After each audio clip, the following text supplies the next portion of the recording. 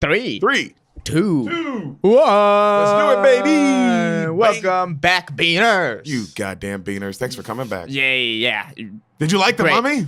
Yeah, did you? We never asked you guys. Hey, yeah, you know what? Hassan, before you speak, let's let them talk.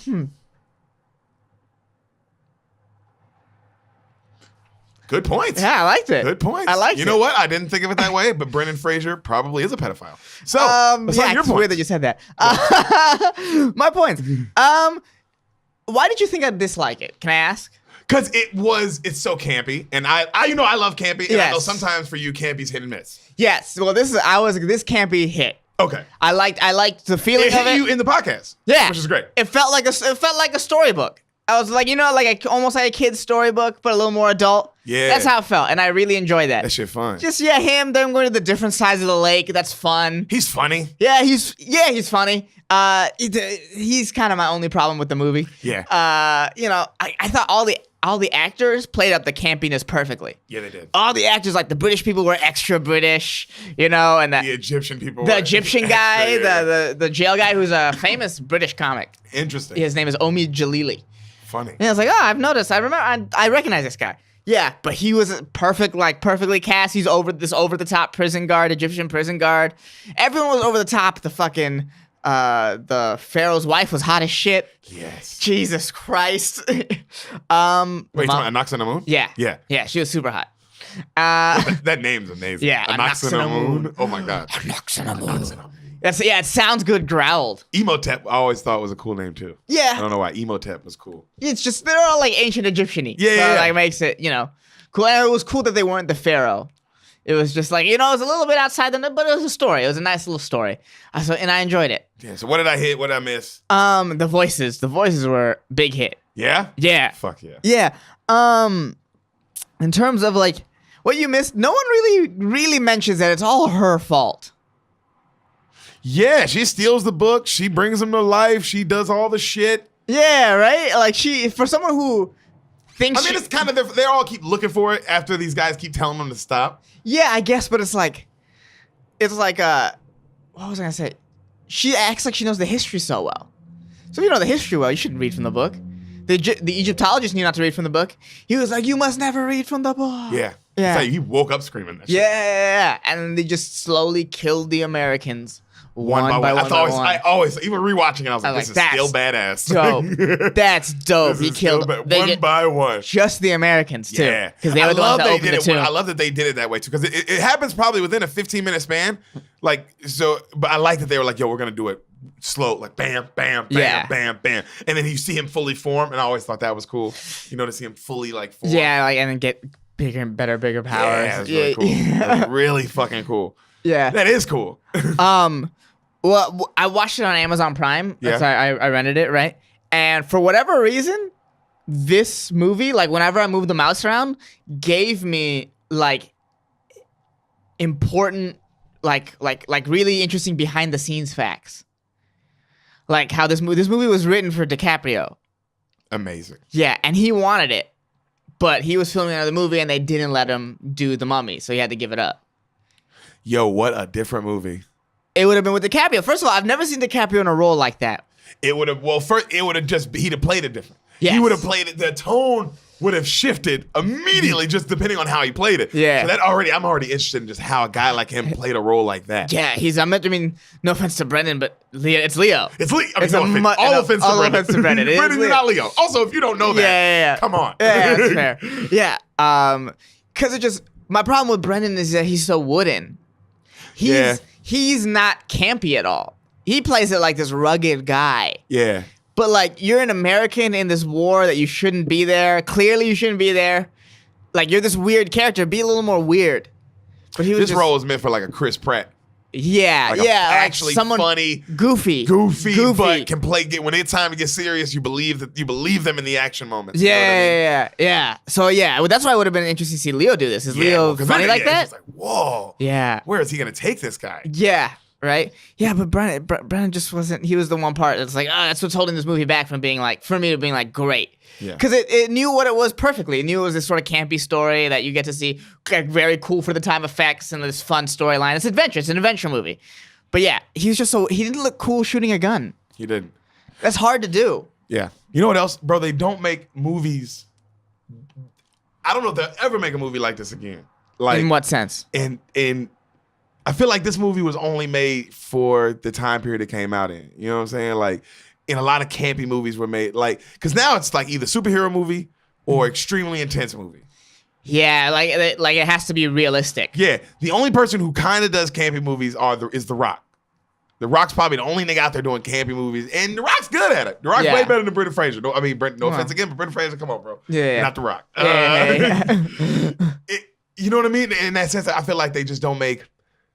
Because I feel like this used to be like your everyday movie, bro. Just the movie. Like they used to always make movies like this. Where like the realisticness of it didn't matter. Didn't matter. It didn't matter, bro. It didn't have to be realistic. Like even now, bro, nigga, when we watch like a Black Panther or a Marvel movie, you're like, it better. Like that's what the problem with Venom was. It's like, yo, this isn't good enough. You know what I'm saying? Like, because we don't. They just don't make. We don't want movies like that no more, which is interesting. I think. Yeah, well, it's not that we don't want movies like that no more. Is that I think no one's actually trying to make a movie like that either. Venom, it's not like Venom. They were trying to make a campy movie. They were trying to make like a they were trying to make a good movie, and they failed. Whereas like no one.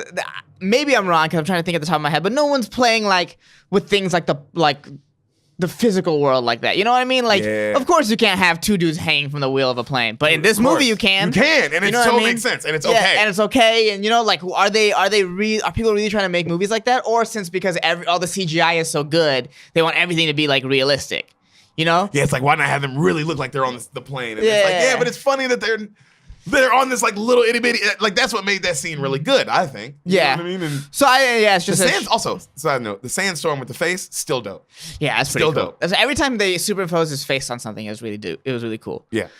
I like that a lot. Yeah, that was really good movie, man. I'm glad you liked it. Yeah, it was fun. It's definitely like that's one of those movies you can play when, you have a bunch of people around. You know, it's like a fun. Oh man, it's a great house in the back. It's a great background movie. Oh, yeah, for sure. It's a great keep the vibe going. Oh yeah, because when you can come look at it, everybody can laugh, have a good time, and still be kind of invested and interested. And like, oh, it's actually not bad. Yeah, then some people. That's one of those ones. If you have in the background, some people are gonna sit and watch it. Be like, yeah, absolutely. Yeah. Be like, oh, hey, this is pretty good still. And I'm like, yeah, it is still good. Yeah, right. I went to this party once, and they were showing Up in the basement area, and I just ended up watching entire Up. Yeah, I mean the Mummies know Up, but you know what I mean? Like it's like the perfect. You ended up watching an amazing. Yeah.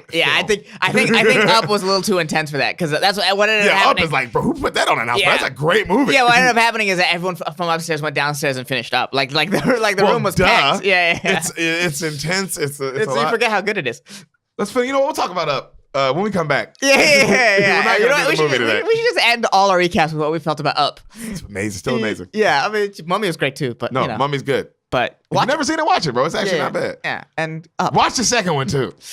Just to see how you feel. I can't wait till we do the second one. Or the Tom Cruise one. You never know what we're gonna do first. Oh God, now I want to do the second one.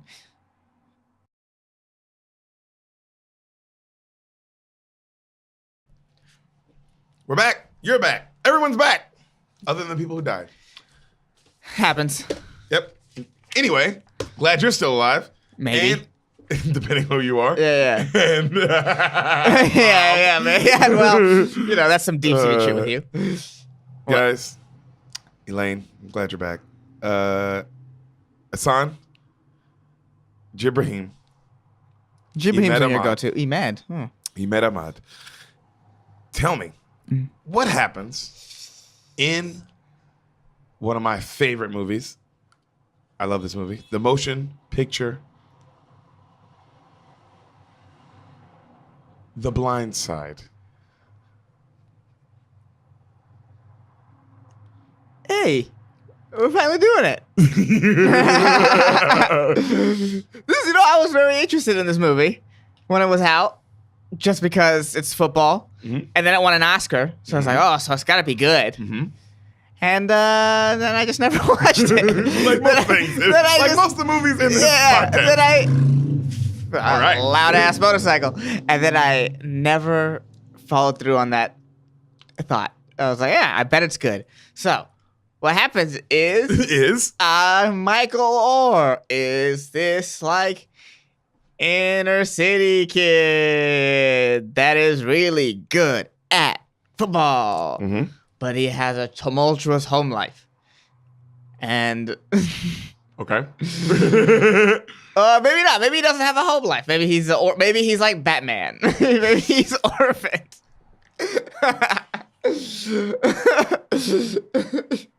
Keep going. Just keep going. And then maybe like the wife of the coach sees the promise in him, and then she becomes the white savior.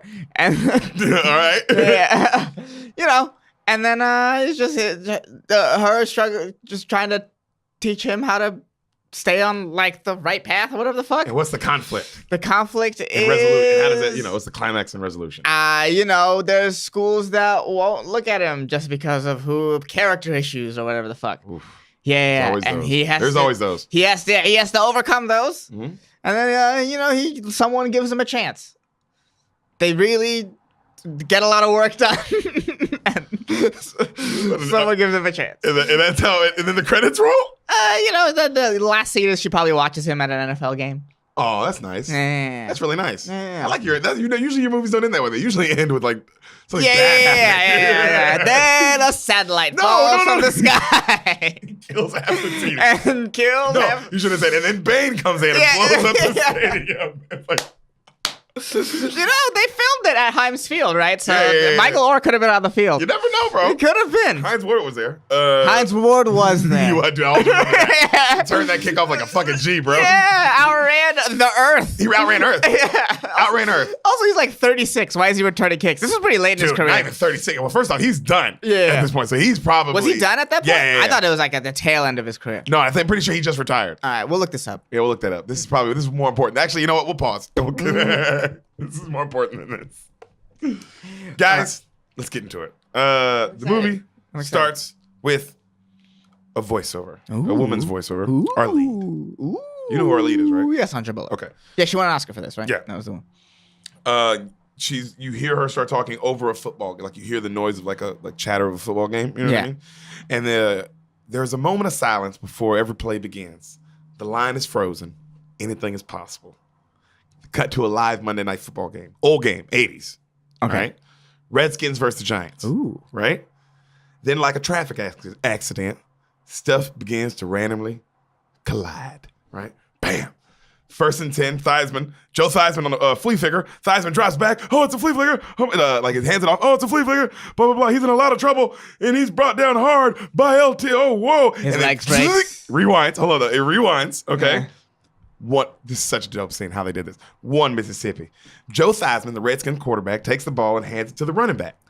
2, Mississippi. It's a trick play, a flea flicker. All right? The camera angle changes. 3, Mississippi. The play is defined by what the quarterback sees, but it's about to be defined by what he doesn't see. You see LT bend the corner, right? 4, Mississippi. LT is the best defensive player in the NFL. He's been the best defensive player in the NFL since he joined the NFL. Yeah. LT, all right, he will also change the game of football as we know it with this play. Okay? And then they look at it, and then right then LT, boom, slams him down, and they look at it from the reverse angle, right? Okay? Yeah. And then you see, like, LT jumps up. And asks for the cart to come. Yeah, like, come on, yeah. And then they show the reverse angle, and then they show it. They show the hit, right? And it's disgusting. And then they go, Joe Theismann never played football again. Now, and then cut to, right? Black screen. Cut back to it's a picture of present day football, and it's Matt Hasselbeck, and he's throwing a pass, right? Right. And he goes, now you would guess more often than not, the most highest paid player on the football team is the quarterback. And most often than not, you'd be right. But what you don't know most often than not is that the second highest paid player is the left tackle, And she goes, because every housewife knows that the first check is for the mortgage, second is for the insurance. Great line, dude. Oh, come on. Put a football metaphor on it. Come on. Sandra.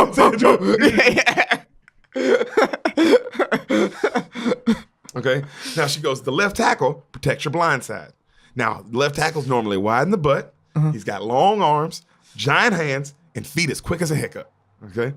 And now they're showing like all these great O tackles too as they're doing this. So yeah, it's like really dope. Hall of Fame O tackles, yeah. And then she goes, no, they're actually not even they're showing like present day dope. Present day dope O tackles, right? And she goes, now this is a rare and expensive combo. And she goes, for on that night, not only did Lawrence Taylor alter Joe Theismann's life, but mine as well. And then right then you see this monstrous kid walking through the hood, right? And she goes, cut to, Mr. Orr, do you understand? Do you know why we're here? And then you see this black woman interrogating him. And you see this big black kid, and he's all nervous as shit. And he's like, you're here to investigate? And she goes, that's right, to investigate.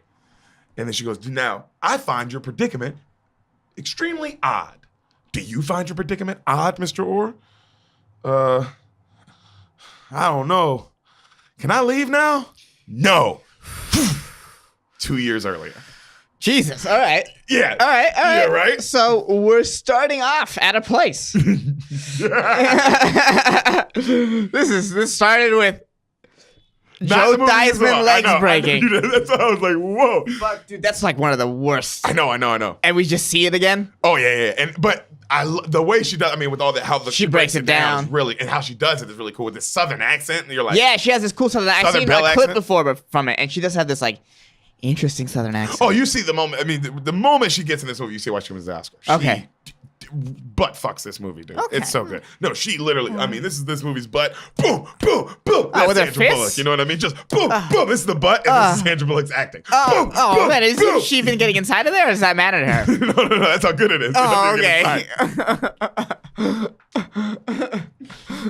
So, 2 years before. Okay. We see a close up of Michael, right? And he's in the car with another black kid and this older black man, all right? And they're in the car and the credits start rolling. Right.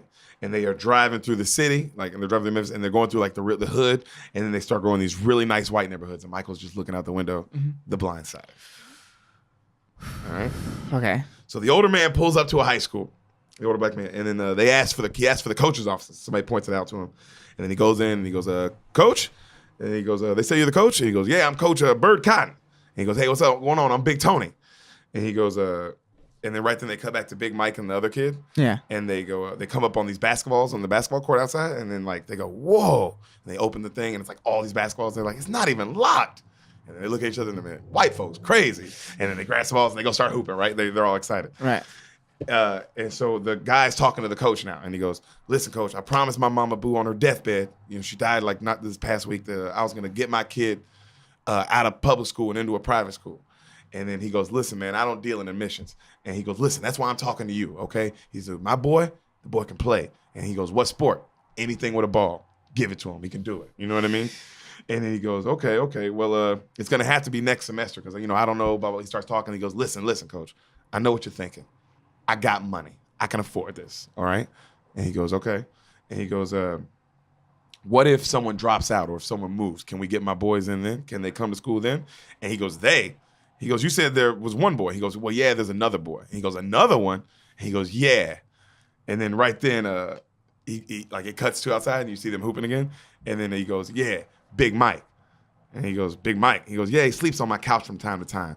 Real bad situation. The mom's on the crack pipe. You know, it's terrible for him. But, you know, the boy's good. And he goes, well, I don't know, man. And they look out the window and then they see them playing basketball. And he goes, now see the little one? That's Steven. And the big one. And then the coach is like, Big Mike. And then they show Big Mike and he's just, boom, fucking dunking, fucking like crazy handle. And he really was this kind of athlete. Yeah. Crazy handle. I mean, I don't know why. You know he's. I get how NFL athletes work. They're not like, oh, I guess I'll stumble into this. So he's just, you know, and then the coach is just like, you know what I mean? Like what? Because he's a monster. I mean, the dude's probably like 6'5", you know, just a huge human being. But fit as fuck. You know what I mean? You ever seen Deric Henry highlights of him in high school? Yes. And how he looks like a different species? Yes. Yes. So imagine having a lineman. Okay. You know what I mean? So, so even bigger. Yeah, all right. So, you know, he's just fucking goes mother of God, right? Right. Cut to, he's talking to the admissions people. All right. He's talking to the admissions people. Mm-hmm. And he's telling them how they're going over his work and they're saying how the Steven kid, he's fine. He's got a great GPA. You know, everything conduct from other schools looks great. Checks out. You know, he'll be good to go. But this other kid, Big Mike, there's no way. His records, his records don't really show anything. We don't even know how old he is technically. Because he doesn't know. Yeah. You know what I mean? His GPA literally begins with a 0, and everyone's just been passing him along. And then the coach is like, yeah, but he's a brave kid. And they go, yeah, for why is that? And they go, for wanting to come here, for even wanting to have a quality education, for even trying to get out of the situation he's in. And then they go, oh, yeah, well, you're only interested in him for sports probably. He goes, forget sports. He goes, look at the wall. It says Christian high school. Do we either mean that or we tape over it? He goes, don't pass Michael Orr to play sports. He was like, if he wants to come here, we want to give a quality education. Let's pass him just for being Christians. Ooh, what a great point. Yeah. And then they go, all right. Yeah. You know what I mean? You gotta logic them into a Because he corner. told him the situation, and that is true. It's like, hey, man, we gotta help. Who are we? Yeah, that's the whole point of our thing. Exactly. Yeah, I mean, I get, and also everyone else is paying so much money to come here. We can afford this. Yeah. So, Wingate Christian School. That's the name of the school. Real name of the school is Briarcrest. Because, this is in Memphis. This is school. I know this school. You know this school? This is a rival school to my high school. Did you ever? No, he was older than you, right? No, he was older than me. But when I was a freshman. You played them? No. No. When I was a freshman, he would come to our high school when he was in town. Yeah. And he would work out with another guy that he was cool with because he also went to Ole Miss. Oh, really? So I would see, I met him that way. You know what I mean? Like a couple times, I'd see him working out in the gym. Like I'd be in the weight, like and then Michael Orr would be Michael Orr's cross thing lift going hard. Oh, well, this has a crazy dimension from the story. Yeah. Yeah. How was he just working out better than everybody? Like what? Well, no. Yeah. Remember, he's like a freshman in college or whatever he is. Oh, yeah. So in college. He's working out like on a with different the level. other dude on they're doing their own thing. Yeah. You know what I mean? Like we're doing summer workouts on the other side of the gym. Mm-hmm. There was two weight rooms in my high school, but you can see across to the other one. Okay. So there's Michael Orr working out. Like I'm just curious. What does he do? What is an NFL level type player? How does he work out? What is he doing? Well, him I don't know, but I know Darren Bates. Do you want to know what Darren Bates did? Yeah. That's the one I know. I worked out with personally. Okay. For 4 straight years. Yeah. He was just a fucking beast, man. He's a machine. The same workouts that like I remember just when he was getting ready for college. Like he had a fucking medicine ball, and by the end of the summer, man, the fucking thing was done, like just just abs. You know what I mean? Just ab workouts, just nonstop running, nonstop parachute running, like things like that. You know what I mean? Nonstop, a lot of cleans, a lot of like cleaning stuff and like cleaning press, a lot of like squats, a lot of stuff that a lot of power just things for lifting. You know what I mean? Okay. A lot of that stuff. So for him, I'm sure a lot of that. Okay. I'm sure a lot of that. You know that was a view into a world by Deric Poston. So, Wingate Christian School, all the kids are coming in, right? Right. Big, like all the kids are coming in for the first day of school. Big Mike walks in. He's wearing the same clothes that we've seen him in from the first day. Right. Just heads up. He walks in with no backpack, all right, no anything. And, the teacher intros him, class, this is Michael Orr. It's a white teacher. Yeah. She goes, Mike, take any seat. All the kids are looking at him. Not in a racist way either. Just in like, this guy's fucking huge, all right? Yeah. So the teacher hands out a quiz and she goes, class, you're not going to be held accountable for this quiz. I just want to know where everybody's at. It's one of those kind of quiz, like first day kind of quizzes. Yeah. You're not graded by it. One of those, yeah. So she hands it out. Everybody starts. Mike sits there rubbing on his pants like he was earlier, just like looking around, nervous, like he's been, like, just the, he's like in a completely different world. Yeah, he's just terrified. You know what I mean? Yeah. So bell rings. Cut to bell rings. Everyone's leaving class. Mike is still frozen at his desk. He doesn't move. Teacher walks up. He doesn't look up. She takes the paper off his desk and he goes, "Can I leave now?" And she goes, "Yeah, you can leave." And he goes, "Okay." And he gets up really fast to leave. She goes, "Take your book." And he stops and he takes the book really slowly and then he gets out really fast. You can just tell he's just terrified. He just doesn't know. Yeah, this is culture shock. Yeah.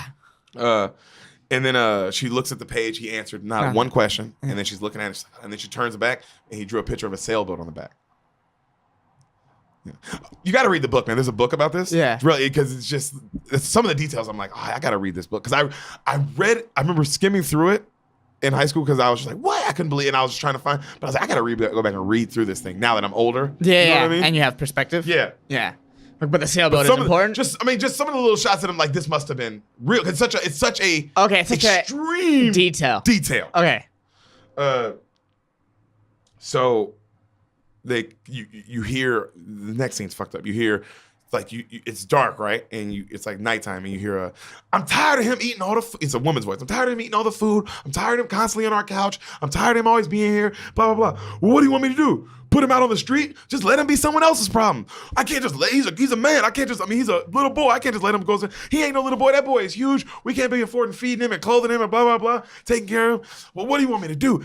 Have him find somewhere else to be. I just want to spend time with you. Okay. I'll tell him in the morning. He's got to go somewhere. And then the camera pans down and you see Big Mike asleep on the couch, just awake, listening to all this. It's a fucking 16-year-old kid, man. You know what I'm saying? Hearing how, I'm about to be homeless tomorrow. Yeah. All right. So, cut to volleyball game. All right. We're at the school. We see our lead finally. She is a hot Southern piece of ass. Sandra Bullock. Dude, all the movies we've done with her have been Gravity and now this. I just realized, like, wow, we're going to her Oscar, like just her top shit. She's been in a lot of good stuff. Dude, and just such different characters. Yeah. Because this one's This is a opposite Southern talking, woman. who's like, talks, you know what I mean? Got some sass and shit. More confident. Confident as fuck. Yeah. All the confidence. Yeah, right? her thing is not trying to find her confidence like she was in Gravity. It's a completely different it's trying to tone it back a little bit. And it's very different from her Ocean's 8 character where she, has a fake face. Yeah, and has something going on, I'm sure. So she's on the phone and she's like a designer. She's like clearly a designer because that's what she's talking about. And she's like a boss. Right. She's like going off about you. Well, you gonna get it done. Like, like going off. She's clearly a boss bitch and hangs up on somebody. Right. You know what I mean? So they're just setting up like, oh, this woman don't play no shit. Okay. The gym is packed. They show this white girl make a good play on the volleyball court, and then the family cheers, right? Like, and you see the dad. The dad is Tim McGraw. And there's a little brother there too, right? And they're like cheering for like the sister or his daughter, who that would be, right. Okay? And so Big Mike is watching the game in the corner by himself. Right. Okay? So the game ends, they win. Collins is the name of the daughter. She's like, Collins, where are you going? Collins tells the mom, she's like, hey, I'm going to go, she's going to the locker room, like, hey, I'm going to go study at such and such South after. She's like, okay.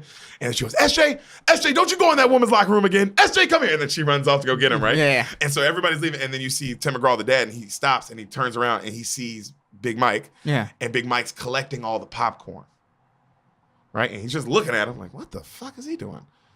And then he watches him, and Big Mike's just collecting all his popcorn. He's got just a thing of pop, you know what I mean? And then he leaves. He just leaves. And he just leaves the gym confused. It's like, what the fuck was that about? Right. You know what I mean? Ooh, that's real. Oh, dude. Oh, God. This movie would gonna make you cry anyway.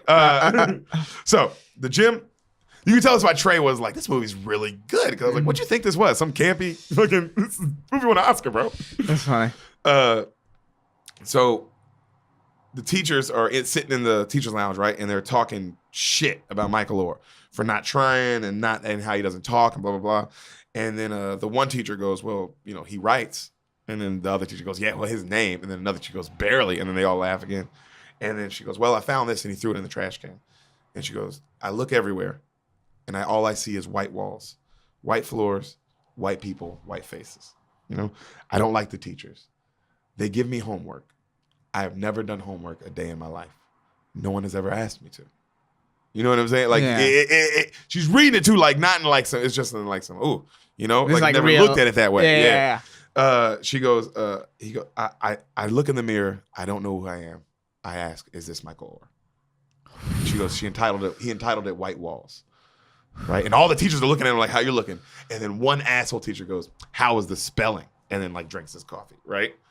Like just a dick. Yeah. Oh my God. Also like, yo, that's like deep shit. Like, how do you hear that and go, man, how's the spell? It's like, bro, why don't you relax? You hate him because he's black? Black, exactly. Clearly you just hate him because he's black. Mm-hmm. And then he's there because he's possibly an athlete or what. But whatever the fuck. Yeah. Why don't you help somebody in your fucking life? So Michael is walking outside, right? To some swinging little girls, still same clothes on as normal, as the same first shot. Which at this point at school, wouldn't other teachers been like, hey, you're wearing the same thing every day? Yeah. Oh my God. You know what I'm saying? Somebody should have noticed that, right? Right. I would think, but whatever. So Michael sees some little girls like swing, and that was true apparently, the clothes thing. So Michael, he sees little girls swinging, and he like these little, like, because it's like a K through high school kind of school, you know what I mean? And he goes like, hi, and then like he's gonna go push him, and then like on the swing, and then they hold hands and they run off like they're scared. Right. It makes sense. He's also humongous. Yeah, he's like a, to them it's special. I can't imagine how I big remember he is. when I was a little kid, I saw Hakeem Olajuwon, like a little kid, and I started crying.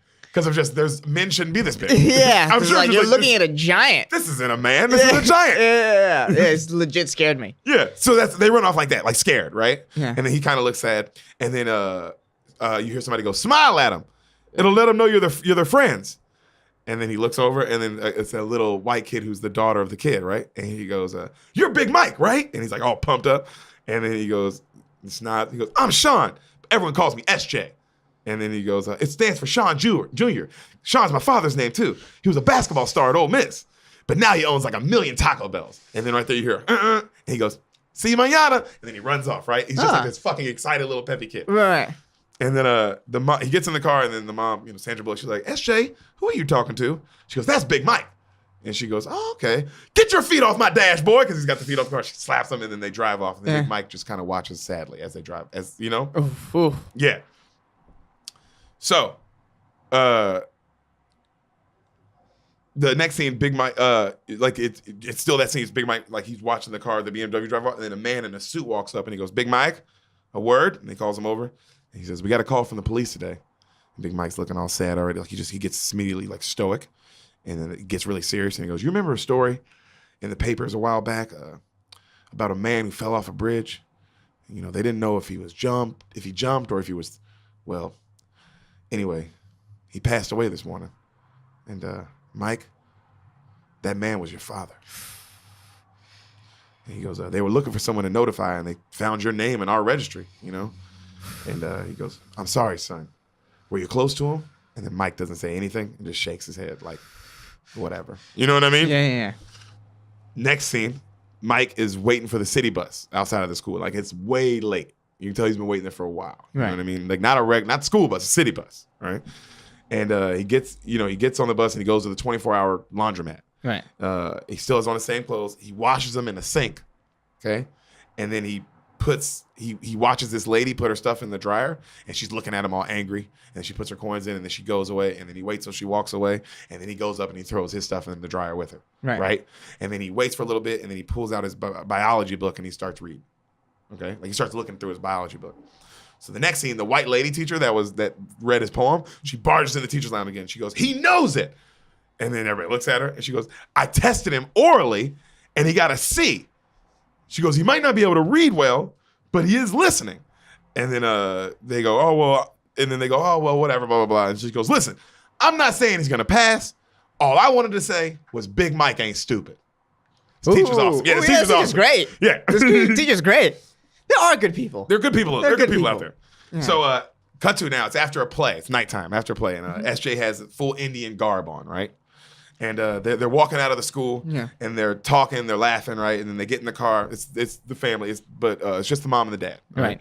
And it starts raining on them, so they get in the car, and they're all laughing and talking about. They're just talking about the play, and then they start talking about Taco Bell and how the quesadilla saved their ass, and they're just all like laughing and joking around, right? Right. Right then, you hear she looks up, they hit a stop sign, and she notices Big Mike like walking towards them. And she goes, "What is he wearing?" And then it cuts to, and he's clearly freezing. Right. It's raining all on him. He's got on the same clothes as always, right? So he's walking. And then she goes, "What's his name again?" And then little SJ goes, "Big Mike." He's all excited, Yeah. And then she goes, "Where is he going?" And then the dad rolls down the window, Tim McGraw, and he goes, "Hey, Big Mike, where you going?" And then he goes, like, he looks at him for a second, like, quietly. And then he goes, "The gym." And then he goes, "Okay." And then he's clearly like freezing. Right. And then he goes, "All right, go ahead, Big Mike." And then Big Mike walks in front of him and keeps walking, and then they turn, right? So they start driving off. And then you see Sandra Bullock, and she's sitting in the front seat, and she's like, Mama bear instincts. Yep. That's what that is. She's shaking her head. She goes, "Turn around." Yeah, she goes, "Turn around right now."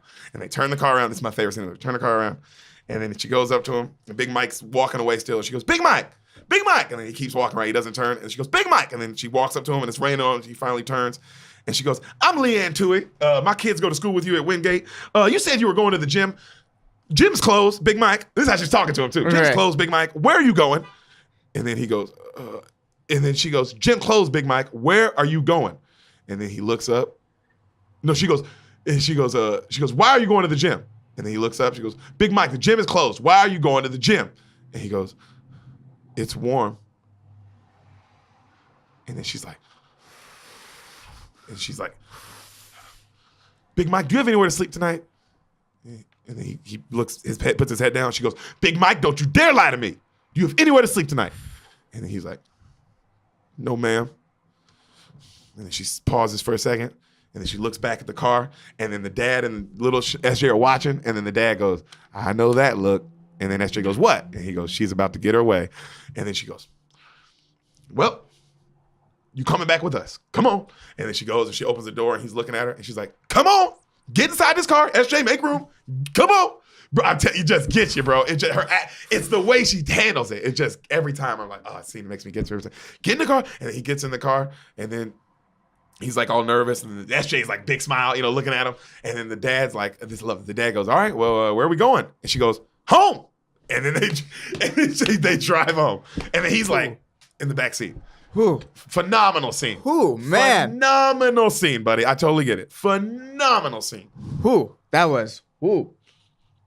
Right? So they pull up to a gigantic mansion. Like, mansion. Imagine owning 1 million Taco Bells. Okay, that's fair. That's a lot. That's a lot of money. He also really does. He owns this guy. The Taco Bell king of Memphis. Basketball star at Ole Miss. All this shit's true. Like huge basketball star at Ole Miss. Went on to like talk on the radio for Ole Miss sometimes, and then owns like a big chain of Taco Bells and KFCs and a bunch of stuff. Okay, he's one of those. He's a businessman. Yeah, so knows how to make that money. And can hoop. Could like legitimately hoop. Yeah. So they pull up gigantic mansion. They come in and they come in the house, and then the daughter has one of those guacamole masks on her face. Right. And she's on the phone, and then she turns around and she's like, and they go, Collins, Big Mike, right? And she goes, okay. Yeah. Right? That's a fair reaction. Fair reaction. Yeah. Okay, it's totally fair reaction. Yeah. So she goes, it's cut to now she's setting up the couch for him. She goes, I'd give you the guest rooms, but it's all full of work stuff, and the other guest room's full of work stuff, blah, blah, blah. And she goes, besides, Sean says the sectional sleeps really nice anyway. And then she goes, Mr. Tui sleeps on the couch? And she goes, when he's bad. Now, if you need anything, she goes, if you need anything, we'll be upstairs, okay? And she goes, yes, ma'am. He's like, all right, good night, honey. And then she pats him on the shoulder, and she goes upstairs, right? He sits, he looks around nervous and confused.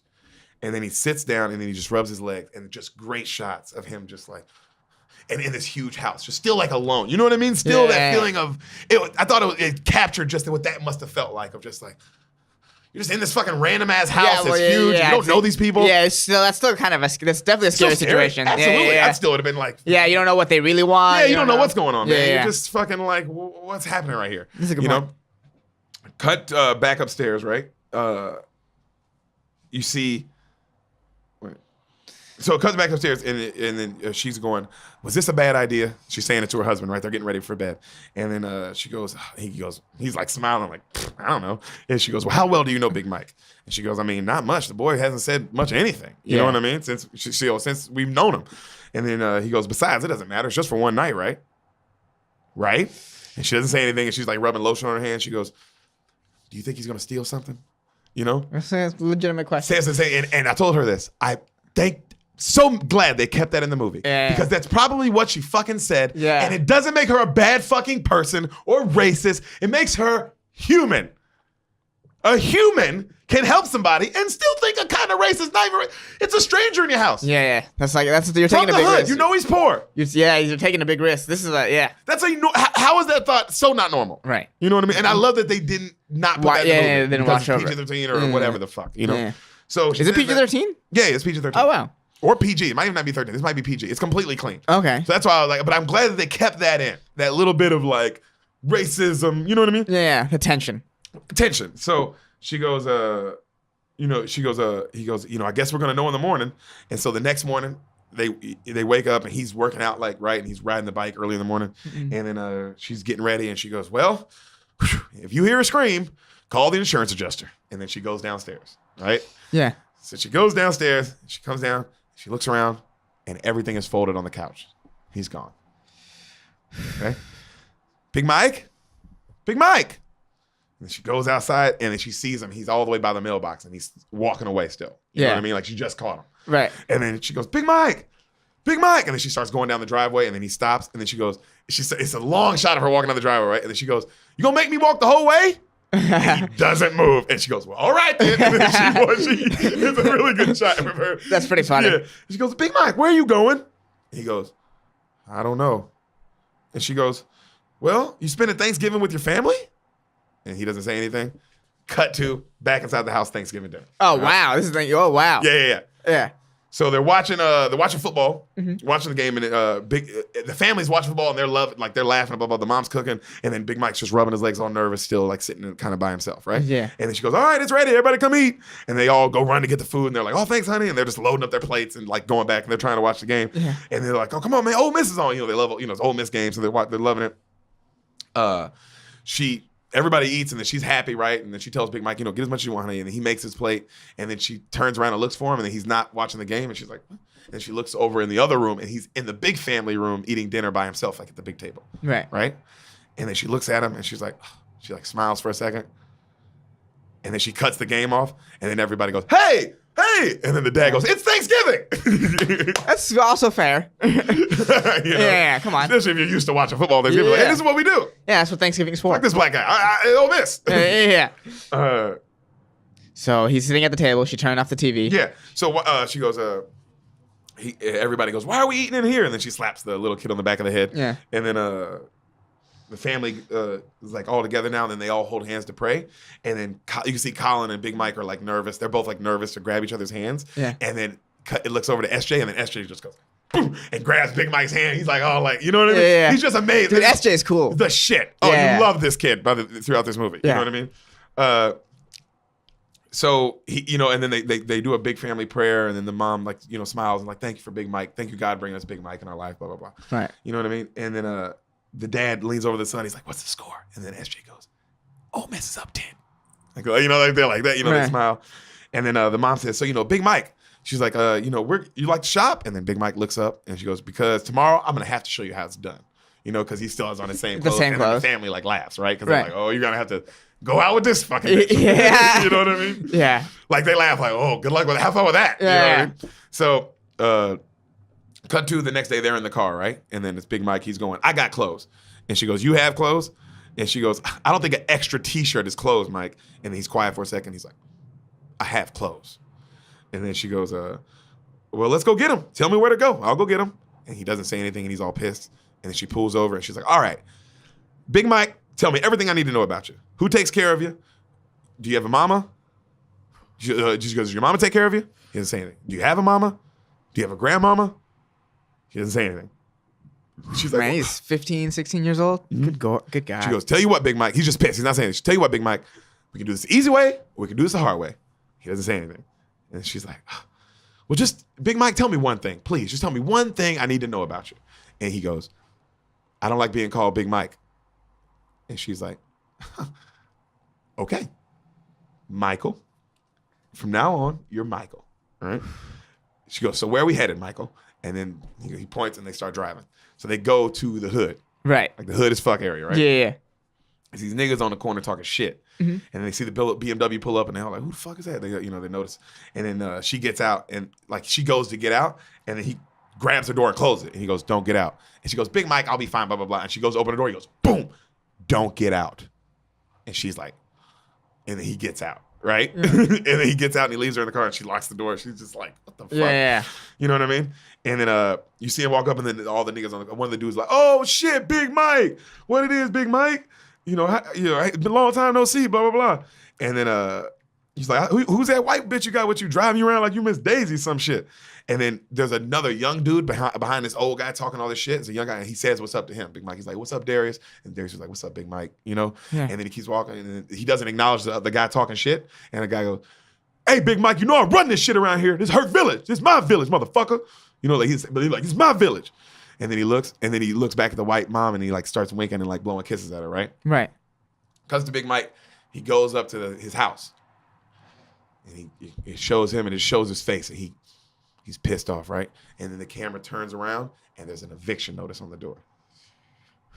And then he just sits down, and he's just trying not to cry. It's a great shot of him just sitting down for a while, just trying not to, like the sun goes down. You know what I mean? And then the mom's just, Leanne's just sitting in the car still all nervous, kind of, Yeah. And then he finally bends the corner, and then she sees him, and then, and then he gets back in the car. And then she's like, well, And then he goes, she wasn't home. And she goes, well, okay, well, we'll just come back tomorrow. And then he goes, she probably just moved to a nicer place. And then she's like, and then she realizes like, oh, fuck. He doesn't know where she, you know what I mean? Like, Ooh, his own mom. yeah. So, Ooh, Jesus Christ. yeah, bro. So they're walking through the hood, right? And then she says to him, I've been in Memphis my whole life, and I have never been here. And then she goes, and like they passing all these hood niggas. She goes, you gonna take care of me, right? He goes, I got your back. And then she grabs him all tight, right? Right. So they go into a store, right? And this old black man is selling them all this shit. And then he goes, everything that we're gonna have that's gonna fit him is just gonna be right here. And she goes, that's it? Why call it big and tall if this is all you got? And he goes, ma'am, this is the big and tall store. You need bigger and taller. All right. Well, that's a great Such a good point. Such a like. Yeah, that's a great line. Yeah. Yeah, he was been holding that one. For anybody who's the first monster to come he in. wrote that 15 years ago and got to use it again today. That's what that is. So she's giving him hints on how to shop, and she's being cute as fuck, right? And she's telling him, like, you know, you got to say to yourself, is this me? And she's saying all this shit, right? And he's just kind of looking at her like, what? And then, so she's showing him stuff, and he's like, he doesn't like that. He's like, I don't like that. And she's like, well, you go pick something, and you tell me what you like. And then he goes and he grabs something, and you can't see what he grabs. Yeah. And he's like, this. And then she's like, really? That's what you want to wear? And he like, big smile, like his first big smile. And she's like, okay, that's what you're wearing. And then it cuts. It's like a suit? No. They arrive at school the next day. You see Big Mike get out the car with his feet. Like he finally has like nice jeans and like nice shoes on his feet. Yeah. Like dress shoes, not like dress shoes. And then he gets out and he just has on a gigantic rugby shirt. Like those big stripes with the just a rugby jersey. Yeah. He's like so happy. That's so funny. And it sounds like those are the details that it's like, oh, these are so clearly true. That's such a detail. It's like that's so random. That's so funny. Yeah. That's so funny. It's like Bright. Oh yeah, it was so stupid. But you can tell he's like, yeah, this is what I've always wanted. Yeah, this is who I've been inside all along. All along. A rugby player. Yeah, well, he looks it. Yeah, well, it definitely looks it. So she goes to next thing she's going to get brunch with rich white women, right? Sandra Bullock. Yeah. And she asks them if they've ever been to Hurt Village. She asks these white women, and then they all go, hell no. And they start shitting on it and talk about the hood and how it's the projects.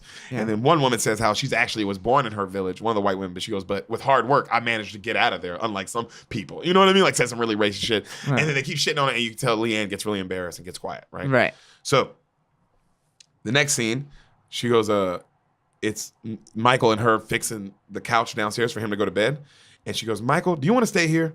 She goes, because if you do, I can, find a time to make one of the bedrooms upstairs just for you, And she goes, because you ruined this $10,000 couch, by the way. And then it shows the couch, and it's just like a big indent, like a huge indent, like a gigantic person's been on it. Yeah, And then it's quiet for a second, and then he smiles, and then she goes, Michael, you want to stay here, Michael? Would you want to stay here? And then he goes, well, I don't want to go anyplace else. And then she smiles to herself. Well, all right then. And then she storms off. Right. Like she's about to start crying, but she storms off beforehand, right? Right. And she goes, SJ, you better be off that play box soon. It's like, oh, come on. Right. You just hear him from another room yell. Yeah. And then he goes, like Big Mike goes, good night, Miss Tui, like whispers to himself, right?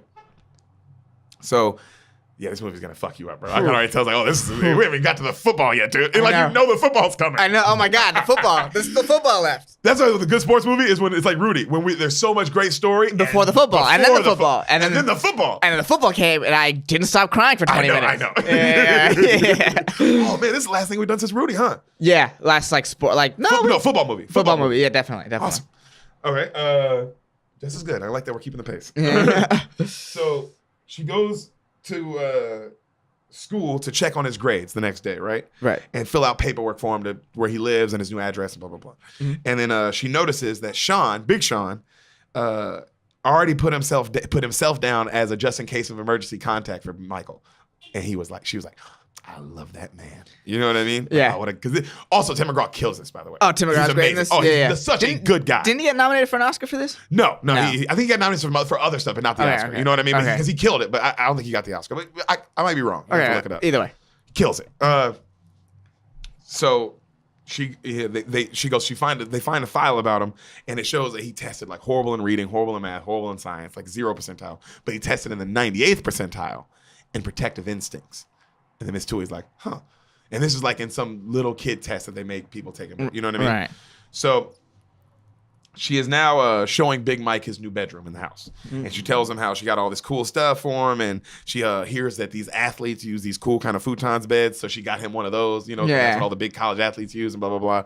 And there's all this, he's like a cool new room now. And he's looking around and he goes, "It's mine?" And she goes, "Yes, sir." And then he goes, "Wow."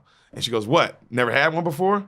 He goes, "What?" She goes, "What?" And he goes, "I've never had one before." And she goes, "A room to yourself?" And he goes, "A bed." And she's like, Jesus. and she's like, "Bro, if the acting in this scene," she goes like this. She goes, and she gets mad. She goes, "Well, you have one now." And then she storms out the room, right? Man. She storms out the room. And she goes into another room and she slams the door. And then she sits down and she just breaks down. Yeah, that's true. This is the scene that for sure got her the Oscar, dude. I mean, it fucks you. She just breaks down. And then you see Big Mike, he comes out the room and he goes up to the door and he's about to knock, and then he stops. It's always a good scene. About to knock and stop. About to knock and stop. How come that never gets old in movies? Why is that? Legitimately. Because it's like... That shot never gets old. That's real, because like the real thing in that situation is to walk away. But the way to show it dramatically is about to not walk away, but then actually walking away. And that's also probably everyone in real life is this person. Like this person, like you're about to, and then you. At some point you go, and you keep. And going. you stop, and you don't. Yeah, exactly. Yeah. So, Big Mike works with the white lady teacher, and he's improving in class constantly, right? The nice one, right. And then now also all the teachers, like a montage of all the teachers helping him, and they're all giving him oral exams, and he's getting like C's now instead of F's. You know what I mean? Okay. Because he clearly knows he just can't read. He just can't read. Yeah. So SJ sees him. How crazy is it to just not be able to read? Or just not. Yeah. He can read, but he can't read obviously because he can write. So he just can't read well, and his writing's not. Yeah, it's just barely. It's like third grade or fourth grade comprehension. Okay. So SJ sees him and he sits down with lunch and he's eating with SJ, and then SJ looks at him and he goes, "Man, enough with these rugby shirts. You look like a bumblebee." And then he walks away from him. Like he's embarrassed now. You know what I mean? That's funny. Oh, he's great. So the family is all in the car, right? And they're showing him, they're going out to get dinner, and they're showing him all the fast food joints that the dad owns. And they're telling him about the business, and then he goes, "Is that why Mr. Tui's never at work?" And then they all laugh. They go, hey, I'm working even when I'm not working. You know what I mean? And then he asks about what do they do with all the leftover food. He's like, "All that leftover food at night, what do they do with that?" He goes, "Oh, we have to throw it away." And then SJ, he goes, "Oh, man, that sucks." And SJ goes, "Man, you should probably give it to like homeless people or something, Dad." And he goes, "You know what, Sean, SJ, well, maybe we'll look into that," or something like that, right? And then then Big Mike goes, "Well, why are we eating at one of your spots tonight since we get it for free?" And he goes, "Well, tonight's a special occasion, Big Mike. Tonight we're celebrating because your grades are good enough that you can finally go out for spring football." And then everybody in the car goes, "Yeah," right? And then little SJ is like, "You're gonna crush people." And the Big Mike's like nervous as shit, like, "Oh, okay." You're like, you know what I mean? Like you can tell, like, "Oh, what?" Like no one asked him or something. You know what I mean? Right. So they get to the restaurant, and then Leanne goes, "Hey, I need to go to the bookstore across the street." And then the dad's like, "All right, well, I'll run it with the kids." And she goes, "Oh, I need Collins and SJ." And she goes, "Big Mike, you come with me too." And he goes, I gotta be by myself, you know. And then they leave him and they go into a bookstore. And then now the mom has all her stuff. She's like, she's looking for the kids. She's like, Collins, where are you? Your dad's already PO'd at me, Collins. And then she finds them, and then they're all like in the kids section, and they're reading kids books together, all three of them. And then she's like, oh. And then she's like, "Mom, you remember reading this to us?" And then it was like the book, The Ferdinand the Bull. Right. She's like, "I do remember Ferdinand the Bull." And then they're all smiling. And then and she goes, "Michael, your mom ever read to you?" And then Michael looks up and goes, "No." End. Cut. And she's just like, almost like, I gotta stop asking this. Yeah, Jesus, that one's on me. I should have just left. Yeah, I should have seen that one at the bed. It's like, I should have seen that one. Your mom read to you? This lady who left an eviction notice and didn't come to find you? Yeah. Oh, you mean the one that didn't tuck you into the bed you didn't have? It didn't read to you? Yeah, that one. Where you are right now as we're talking? Yeah, doesn't. She should know by now. Yeah. Stop asking questions. Yeah. We get it. He's come from a bad place. You know that. Just know that. Assume she didn't. Just assume she didn't.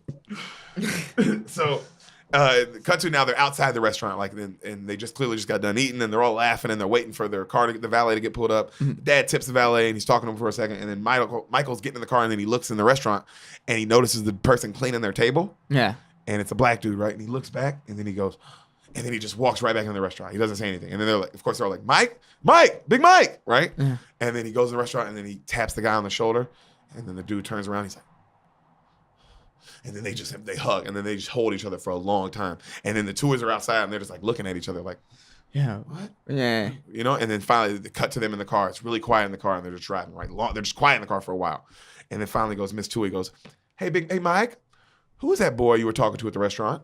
And he goes, that was Marcus. And she goes, oh, okay. And she goes, and he works there, huh? And he goes, yeah. And it's quiet. Well, how do you know him? He's my brother. You can see, because even SJ and Collins, I love that it shows them because they're like, because you see that concept just hadn't even occurred to them. Yeah, you wouldn't know your brother. Yeah. Or know where he is. She and just quiet in the car. And then she goes, oh. And then she goes, well, Miss Tui is like, well, we would really like to meet him if that's okay with you. And then he goes, I don't know where he stays. And she goes, well, when did you see him last? And then it cuts to a flash, like a memory, like his eyes close, and it's a memory, and it's him screaming as the police separate him from his brother and his mom. And he's like, no! And then it cuts back to him, and he's calm as shit in the car. It's a great shot. He's calm as shit in the car, and he goes, when I was little, maybe. You know, because she asked him. She asked another question. Yeah, she goes, well, she asked him, when was the last time you saw him? And then that's when she saw him, and he goes, and that's when it cuts to that memory, and then he goes, that's what I forgot. And he goes calmly looking out the window, when I was little, maybe. But he the shot of what actually happened to him is fucking nuts. Yeah. And he just says it whatever. Yeah, he's just had to think about that forever. Or he doesn't think about it. That's what's really interesting about this guy. Is he's moved on from it. You know what I mean? Yeah. Which is crazy to do as a 16-year-old, though. That's really insane for somebody when your emotions are so high. You've seen some real shit. Yeah. So the next scene, they're taking the mom is reading Ferdinand the Bull to all the kids late at night, right? And they all go to bed. So she's smiling in bed, right? And the husband and she's like, good night. And the husband's kissing her. And then he goes, why are you smiling? And she goes, I don't know. I'm just happy. And he goes, this happiness have anything to do with Michael? And she goes, no. It has everything to do with Michael. And then she rolls over and she starts kissing him. And he's like, ooh, happy's good. And they're about to start fucking. And then she goes, I think we should fund a program at Wingate. We got to get some more color in there. Poor Michael looks like a fly in milk out there, you know? And then he's like, yeah. And he's kissing her. And then she's like, we should also do this and that. And then she goes, are you listening to me? And he goes, I like to just try and focus on one thing at a time. He kisses her. Smooth. And then she goes, well, you knew I was a multitasker when you married me, right? And he laughs and he goes, yes, I did. And she goes, okay, good. And then they fuck.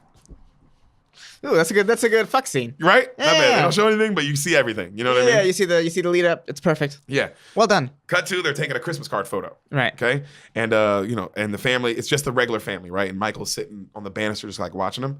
And then they take the first one, and then she goes, Michael, come on down and get in this next one. And then he looks up, and the family looks at her, and she goes, come on. And he's like, he gets up, and he runs, and he sits down next to her. And then she looks at the husband, and the husband's looking at her, and she goes, what? It's not like I'm going to use it for the actual Christmas card. And then they smile. All right, everybody say, oh, miss. Oh, miss. And they take the picture, and then it turns into the Christmas card. Yeah. It's just him in the middle of them. That's so funny. She's the best, dude. Yeah. And so the next scene is the family's watching Tennessee versus Clemson. And the mom is hating on Tennessee. Just talking all this shit about how much she hates Tennessee, how they're the worst college. I don't like Tennessee either. I know you hate him too. I knew you'd like that. I knew you were going to like Sandra for more than that as well. I thought that. He was like, oh, he's going to love that she hates Tennessee. I don't know why I like him. Well, I don't like him. I think because their end zones are stupid. End zones are stupid. And the the Volunteers. Yeah. They have a great fight song. Good old Rocky Top. Woo! So they get a call. Well, voicemail, and she's checking the voicemails, and they go, hey, it's just your Uncle Buck here, blah, blah, blah. Listen, I've had me about 5 cold ones, and I'm just going to say it. Y'all know there's a big black colored boy on the Christmas card? And then the whole family busts out laughing. And then the mom looks around, she goes, what? And then she just goes to the next voicemail. I don't give a shit. You know what I mean? Yeah. So she is having brunch with all the white women again, right? And they're all shitting on her for the Christmas card. Right. They're like, "Oh my God, you look like Jane and King Kong's hands," and they're saying horrible racist shit like that, and they're all laughing. And then they mention how, what are you going to do? Adopt him next after the Christmas card? And then she says, "Well, we almost wanted to, but it just wouldn't make sense legally since he's almost old enough where the age wouldn't matter." Yeah. And then they look at her like she's crazy. They're like, "Wait, we didn't be serious. What would your daddy think about you adopting something like that?" And she goes, "Before or after he turns over in his grave." And she goes, worse about him dying was you were at the funeral, Martha. And she flips it really quick. Yeah. And then she says, you have no idea what that boy's went through. And then they all look at her, and then she shits on him, and then they all apologize, we're sorry. And she goes well, it's good that you're doing this, Leanne. You're changing that boy's life. And she goes, no, he's changing mine. He's changing mine. Yeah. She doesn't say it corny. When you see it, you're like, oh, wow, she delivers it. Yeah, She delivers it. Okay, it sounded very corny. No, it sounds, the line for me, but I knew, like you when I wrote it, but when you watch it, you're going to be like, man, this bitch is acting. We'll see. Oh, you fucking bitch. Well, way to take my moment. So she says that, and then one of the white women goes, well, what about Collins? And then she goes, what about her? And she goes, well, I mean, he's a large black boy sleeping under the same roof. And then she goes, shame on you. And she gets up, she goes, I got this. And she pays for it and she leaves, right? Next scene, it's her and Collins in the room. And she's like, be honest with me, Collins. Does Michael being here make you uncomfortable? And then she goes, they're just stupid kids. And she goes, what? And she goes, all the kids at school, they're just juvenile. They say juvenile things. What does it matter? And then she's like, what are the kids saying? She goes, it's not worth repeating, Mom. And she goes, and you tell the mom's starting to get pissed. And she goes, well, and then she goes, but don't worry about SJ. Trust me. He loves all the attention he's getting. Yeah. She goes, he already introduces everyone that Big Mike's his big brother. Okay. And then she smiles. She goes, okay. And then she goes, well, what about you? How do you feel? And she goes, it's fine. And she looks at her. She goes, I mean, what are you going to do? Throw him on the street? And she goes, I can make other arrangements. And then she smiles and she goes, and then cut to the next scene, right? Collins, like Big Mike is pushing the little kids. Remember the little kids from earlier? Yeah. He's pushing them now. And they're like, push us higher, Big Mike, higher. Yeah. Yeah, Big Mike. And they're loving him. And he's like laughing and everybody's like saying hi to him. Like he's like clearly the man on campus. Right. You know what I mean? Like everybody loves him. So he walks in the library, right? And she's sitting with all these cool kids, Collins, and like all these cool white girls. And then they all look at him kind of crazy. And then he goes and he sits in the corner by himself. Right. And then she's looking at him for a second. And then she gets up and she goes to sit with him. They're like, Collins. And she ignores him. And she sits. And he's looking at her like she's crazy. And then she's like, what? We study at home all the time. What's the difference? And then he's like, and then she looks down and he like smiles like out the corner of his eye like, yeah. Oh, fuck yeah. Yeah, you're cool. This is a cool family. Oh, great family. Yeah. So Big Mike is now carrying 4 dummies out to practice. We got here. Oh, finally, the football. Jesus, we got here, buddy. I'm on the verge of being an emotional wreck. This is great. This is great. Let's get back to basics. Finally get to some basics. Yeah, I know you needed this. I know you needed some X's and O's. Yeah. Oh my God. So he's carrying 4 dummies out, like right. just huge. He's just so much, and everybody else is carrying like 1, just to show the size of him. Right. So the coach says, the coach is looking at another coach like, you know how much those weigh? And then he looks at the Mr. Tui and he goes, this boy's gonna make us all famous. And then the dad goes, easy, Bert, which is crazy because he did. Yeah. You know what I mean? He goes, easy, Bert. It's the first day of practice. And then he goes, the girl's like, no, he's a player. I know a player when I see one, right? So they break, and he's on defense at first, okay? Right. He's on the defense. And he doesn't know what to do. And they're like, get down in the stand, son, in the stand. Oh, he's never really played. He has no idea what football is. Oh, shit. Remember when he was nervous in the car? Yeah. So you can tell back when they say, get down in the stands, and he's like, he gets down like a dog. Yeah. So you can tell like he has no, like not like, yeah, like this, yeah. And they're like, what the, and then they, hut, and then what he does is he literally just picks up a player and just like tries to like carry him to the quarterback, and they're like, no, you can't do that, son, blah, blah, blah. You got to shuck him. And they try him again. And this time he like throws him over his shoulder and carries him and tries to get him to the quarterback. And they're like, no, Big Mike, no, that's not it. And they're yelling at him. And then, the next play is like he just keeps fucking up, and then it cuts to him again, and he's just like he's like about to start playing, like he's about to hit the guy, and then the other guy hits him, and then he looks up and he just gets distracted by balloons. He's just like watching balloons. It's balloons, son. You've never seen balloons. And then the whole team is looking up. He's like, God damn it! None of you have seen balloons before. And it's literally just like 4 balloons floating. That's great. Oh, so he doesn't even know football. Yeah, he doesn't know football. Oh my God, this is great. Yeah. I like where this is going. Where is this going? Yeah. So, in the crazy how you know how it is. Yeah, I know where it goes. You do know where it goes. Yeah, I didn't know how it began. And now let's see how we get there. Very true. Yeah. So positive attitudes. So after practice, he's talking to the Tuies and he's saying how most kids from a violent neighborhood like his can't wait to be violent and crazy on the field. But this boy is just soft. He doesn't have the willpower, just saying all this shit about him. Mm-hmm. And then the mom is listening to this and she goes, Ferdinand the Bull, And then the coach says how this boy ain't gonna play any ball this fall if he doesn't step up his game. And then the mom looks at him. She goes, "Who died and made you Bear Bryant?" And then he walks off. Right? And Bear Bryant. Good Bear Bryant pull. oh, well, she's a football head. Yeah. Like a legit football woman. Yeah. Like, this is like, oh, this woman loves football. You know what I mean? And knows it. So it's summer, and SJ is working Michael out. Right. Right? And he's telling him, little SJ, and he's telling him how everyone's expecting you to be a star this year. Do you want to let everybody down? And then he's like terrified. Yeah. You know? And he goes, listen, everyone in this family is an athletic superstar. Even mom was a cheerleader, which doesn't count, but don't tell her I said that. You know? And he says how like the dad and then the sister's a superstar volleyball player. He's a superstar. He does all the sport. Like, you know what I mean? Like, so if you're going to be a part of our family, you got to do this shit too. Yeah. Which I really love. That's what I respect. The family was legit, legitimate athletes. Yeah, you know what I mean? athletes breed athletes. Yeah. Well, like that, he's just like, hey, you're not going to fucking be embarrassing us out there. Yeah. You have our name on it. You're on the Christmas card. You're on the Christmas card now, dog. You got to be an athlete. We can all go to Ole Miss on scholarships. What are you doing? So, training montage. SJ is just like showing them, just pushing them all summer like a motherfucker. And then she does a dope scene of just him doing all these crazy drills with them and getting them in really good shape. Right. So, back at the house, Michael comes up on Miss Tui while she's doing a bunch of work, right? She's in her office doing a bunch of work. And then and he goes, Miss Tui? And she goes, I hear Miss Tui. I look over my shoulder for my mother-in-law. Either call me Leanne or Mama. All right? And he goes, okay. Can I ask you something? And then he goes, can you help me get something? And she goes, what do you need? And she's like not paying attention to him, doing a bunch of stuff. And he's like, a driver's license. And then she doesn't ignore him. She goes, you don't have a car, Michael. What do you need a driver's license for? And then she just keeps working. And then she looks up at him and she goes, Michael, like she calms down. She goes, Michael, why do you want a driver's license? And then he goes, just want to have something to carry with my name on it. And she's like, again, like, I gotta stop Jesus talking. Christ, what's going on? I should have learned. With the breathing thing, especially. Fuck. Every time I talk, he says something that makes me really sad. Yeah, it's like, what makes me think, wow, I've had it good. Just the idea of, because I've never even had that thought. Of, yeah, dude, we had middle school IDs. You've never had anything with your name on it. Whew, that's rough. Yeah. Life is real. Life is real. Yeah, and sometimes a nightmare. So she's at the DMV, and they can't get a license because he has no paperwork. Right. Oh, yeah. So they cut back to the house, and it's Sean, the big two, and he goes, you want to do what? And he's like getting ready for bed.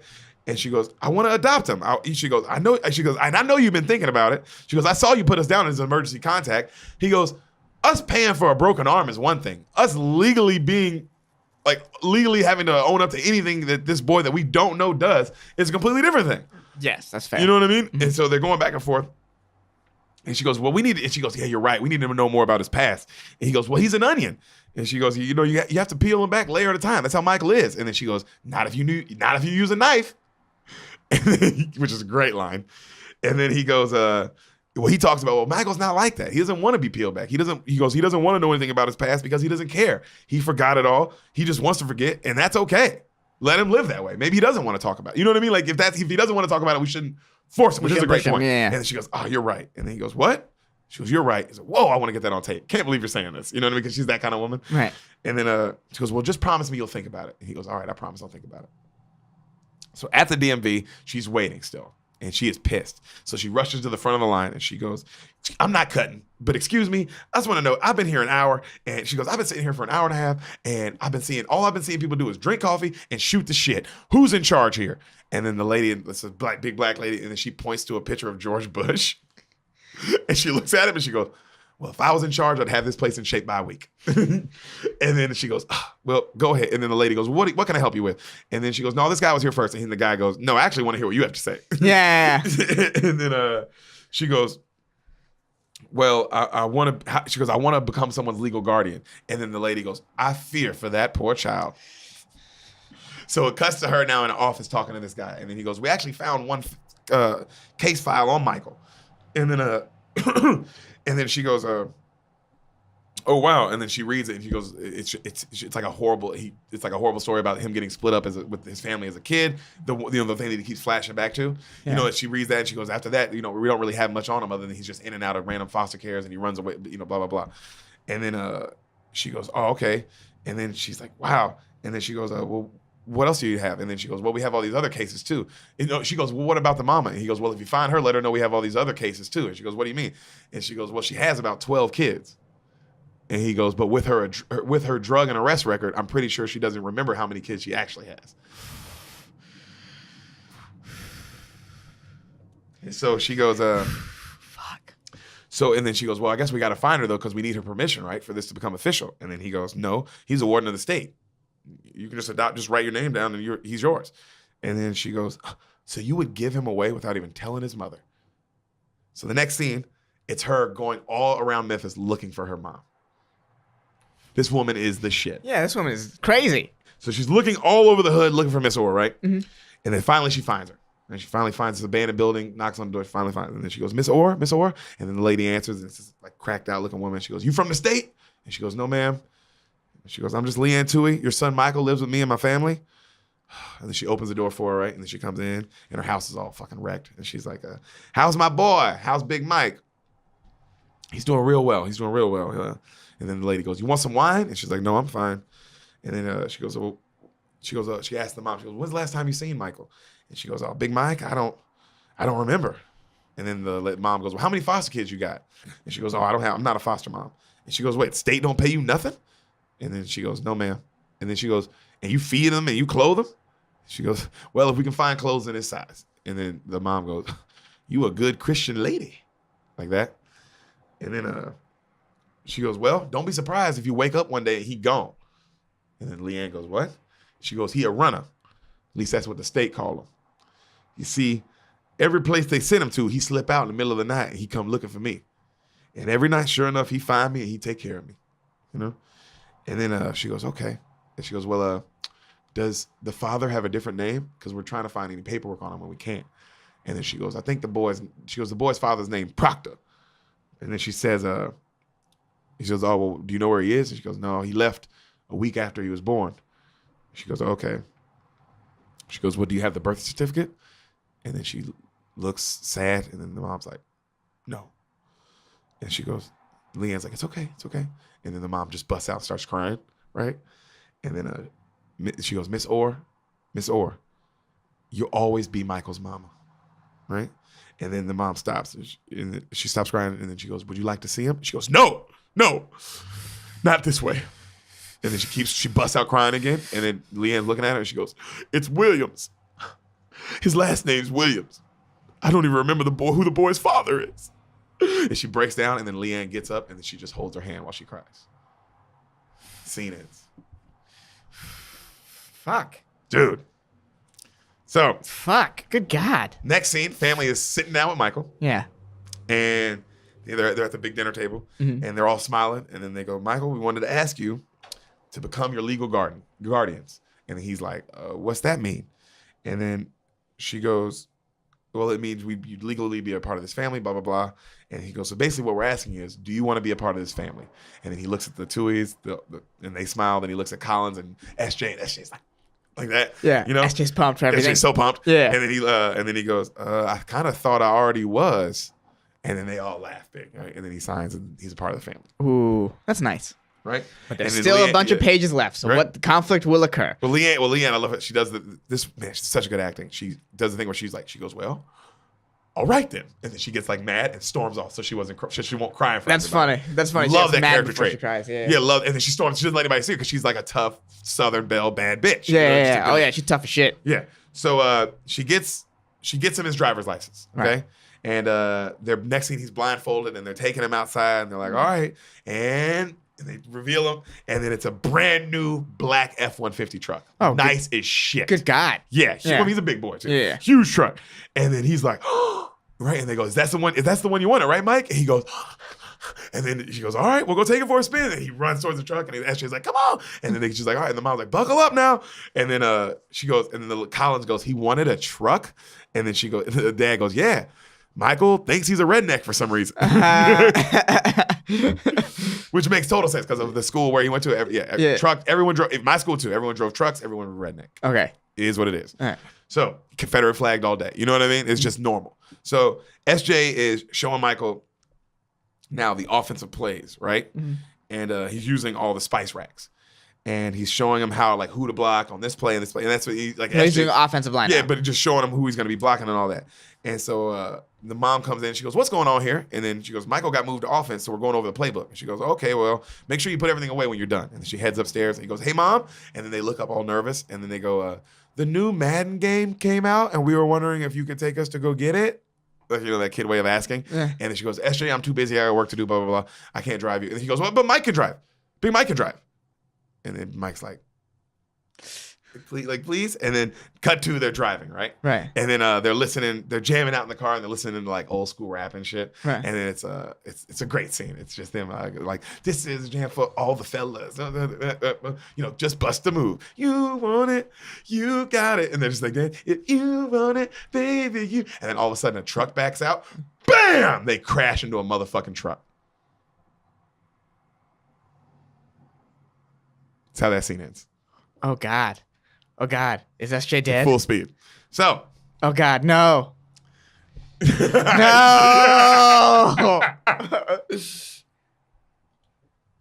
Yo, this movie is dude. So. Keep going. You ready? Yeah. Okay. Right? Okay. So. You see, like, they hit the thing, and then you see, like, they hit, like, so you see them hit, and then, like, you see Michael, like, and then they just, right? Cut to Miss Tui's at work, like, showing, like, an off art piece, and then she gets a phone call, and she's like, oh, I'm not going to go down less than 30,000, like, being a boss bitch yelling, and she goes, hello?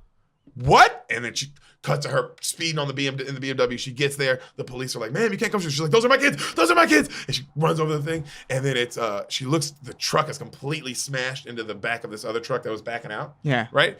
And then she sees Michael, and he's sitting there. He's like, "I'm sorry. I'm sorry. I'm sorry. I'm sorry." She's like, "Michael, Michael." He's like, "Go get SJ. Go get SJ. I'm sorry. I'm sorry. I'm sorry." And she's like, and she runs over to SJ, and then SJ's on a gurney, and she goes, "SJ, are you okay?" And he goes, "Are they going to be able to get the blood out of my shirt?" And then everybody busts out laughing. And then she goes, "Are you okay, SJ?" And SJ's like, "Yeah." And then she starts talking to the fireman, and the fireman guy, he's like, "Listen, we don't know how this happened. A boy his size should not be in the front seat of a truck this big. He's not big enough for this. The airbag should have broke his neck or at least a collarbone. It doesn't make any sense. Thank God that it was defective and blah, blah, blah, because he was supposed to die. Your son was supposed to be seriously injured." And she was like, "Okay." And she goes back over to Michael, and Michael's like, "I'm sorry. Like that still. And like just completely panicked. And then she goes, "Michael." And he keeps going, "Big Mike. And she looks up finally. He goes, "SJ's okay. He's okay. He's actually enjoying all the attention." And then it goes back to him, and he's like talking to everybody, like on the gurney and shit, like having a great time. You know what I mean? Oh, he's alive. I know. Oh, God. And so she goes, she goes, "Are you okay, Mike?" It's okay. He's okay. And then right then he holds out his arm, and she goes, "Michael." And then she grabs his arm, and his arm is completely fucked up. Yeah. And she goes, "What happened?" And he goes, "I stopped it. The airbag. Remember how he's like, the airbag should have blah, blah, blah." He stopped it. So his arm's completely fucked. Yeah. But he saved that shit's life. Yeah. Woo! Really happened too. This is true. That part's true. Yeah. Dude, this dude's a bad motherfucker. Bad motherfucker, bro. Who? Right? Jesus Christ. How would you never been able to live with yourself if you died? How would you been able to live? Because you got to keep living with this family. Yeah. Oh, man. How do you keep living with the family? Yeah, but now you've just sort of like ingrained yourself more into the family. Yeah. So, cut back to practice. Yeah. Michael's arm is like wrapped all the way and like bandaged, but he's practicing still, right? Right. And he's now on offense, okay? Right. SJ is recording, all right?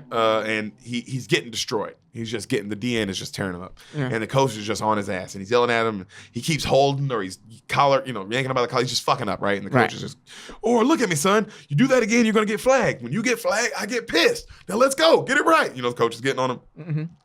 Right then the mom goes, "Watch my stuff, baby." And then she gets up and starts walking out on the field in fucking high heels.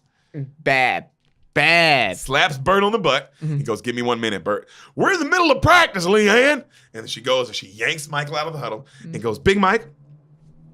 She goes, "Remember what you said to me that time we were in the hood?" And she goes, "And I was nervous. And I asked you, would you let anything happen to me?" And he was like, "I said I had your back." "That's right. You said you had my back." Right? And then she grabs, and she goes, "And what about SJ? You wouldn't let anything happen to him or anybody else in the family?" He goes, "No, ma'am." And then so she grabs the quarterback. She goes, "All right, so this quarterback, he's me. All right? You're not going to let anything happen to me, are you?" "No, ma'am." And she goes, "Now, Oompa Loompa here, this is your tailback. She grabs him by like the face back and he comes out and she goes, now he's SJ. Now do anything and everything you can to protect SJ like they're your family. You get it, Mike? This team is your family. You got to protect them. And he's like, yes, ma'am, Miss Chewie. Yeah. He's like, all right, now have fun. And she kisses him like on the helmet and then she walks off, right? Yeah. And then and she walks back and she's in her heels and everybody's looking at her ass, like all the players, like, God damn, you know? And then she goes by the coach, and as she's going by the coach, she yells, all the men who have been in his life have only yelled at him and then abandoned him, Bert. That's not how he responds to men. And then she sits down. Such a good point. Even the dude who helped him get into school in the beginning abandoned him. Yeah. And good guy, still. Sure. But still left him hanging. Yeah. You know what I'm saying? Ooh. I mean, he left him homeless. Yeah. There's That's no way I could do that to a kid. Yeah. I don't think I don't have it. Like, I'd be like, hey, babe, you're going to have to keep crying then. Yeah, we have to throw him on the street. We're going to figure something out. We're not just going to throw him on the street. We're not going to throw him on the street. We're going to have to figure something out. I'm not saying he has to stay here forever, but we're not. He's not sleeping in the gym. Yeah. Fuck out of here. That's ridiculous. Ridiculous. But he got him in the school. So everything plays a part. They cut back to them practicing, right? Right. And then he just literally the next play, he just drives the guy to the ground. Yeah. He's just fucking people up. Literally, they do a sweep and he just leads out in front and takes down like 3 guys. Boom, boom, boom. Yeah. You know? And then she's smiling and they're recording it and, you know, and she's like, whoa, you know, like, wow, this is crazy. Like SJ so bad. And then the coach, he looks back and then he walks over to her like with his head down, tail between his legs, and he sits by her and he goes, okay, what'd you tell him? And then she tells him what he told him. Wow. And then she goes, I said you could thank me later, Bert. It's later. So good. So they're at their first game, right? Right.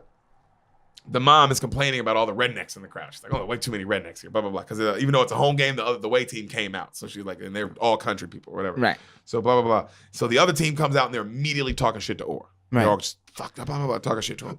And the coach's like, don't let him get in your head, Orr. And then they run out on the field. And then as they run out on the field, a parent behind them goes, damn, that ain't fair. They got a big old black bear playing for him. And then SJ is like, great shot of just like how a little kid would be. Right. Just pure, like, what the fuck, man? Yeah. You know, and then the mom grabs him. She goes, sticks and stones, SJ, sticks and stones. It's okay. Come on, everybody. Like, we're going to have to deal with stuff like this. Right. But we're going to be bigger than that. You know what I mean? But great shot of SJ. Great acting because he just looked like a little kid in that situation of like, what the fuck did you just say, man? You know what I mean? Yeah. So the game starts. They have a great kickoff return. I thought that like it's like at least a 30. Like it was another good kickoff return where that you'd be like, well, a good kickoff return. Okay. They start the playoff well. Started a great game off well. So kickoff return, offense comes out. The DN is talking mad shit. Right. Wow, Someone's playing really loud music, and it's sorry, guys. It just distracted. I don't know if you heard it, but we definitely heard it. Yeah, Jesus Christ, this is a residential area, man. Yeah, bro, relax.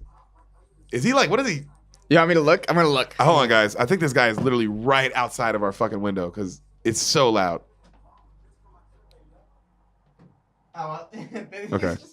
He got out of his car. He's just hanging out there. He's just hanging. Okay. All right. Jesus Christ. All right, and we're back. Was he black? Yeah. What? He's just get out of here, boy. All right, well, this took a turn. Keep all of that in here.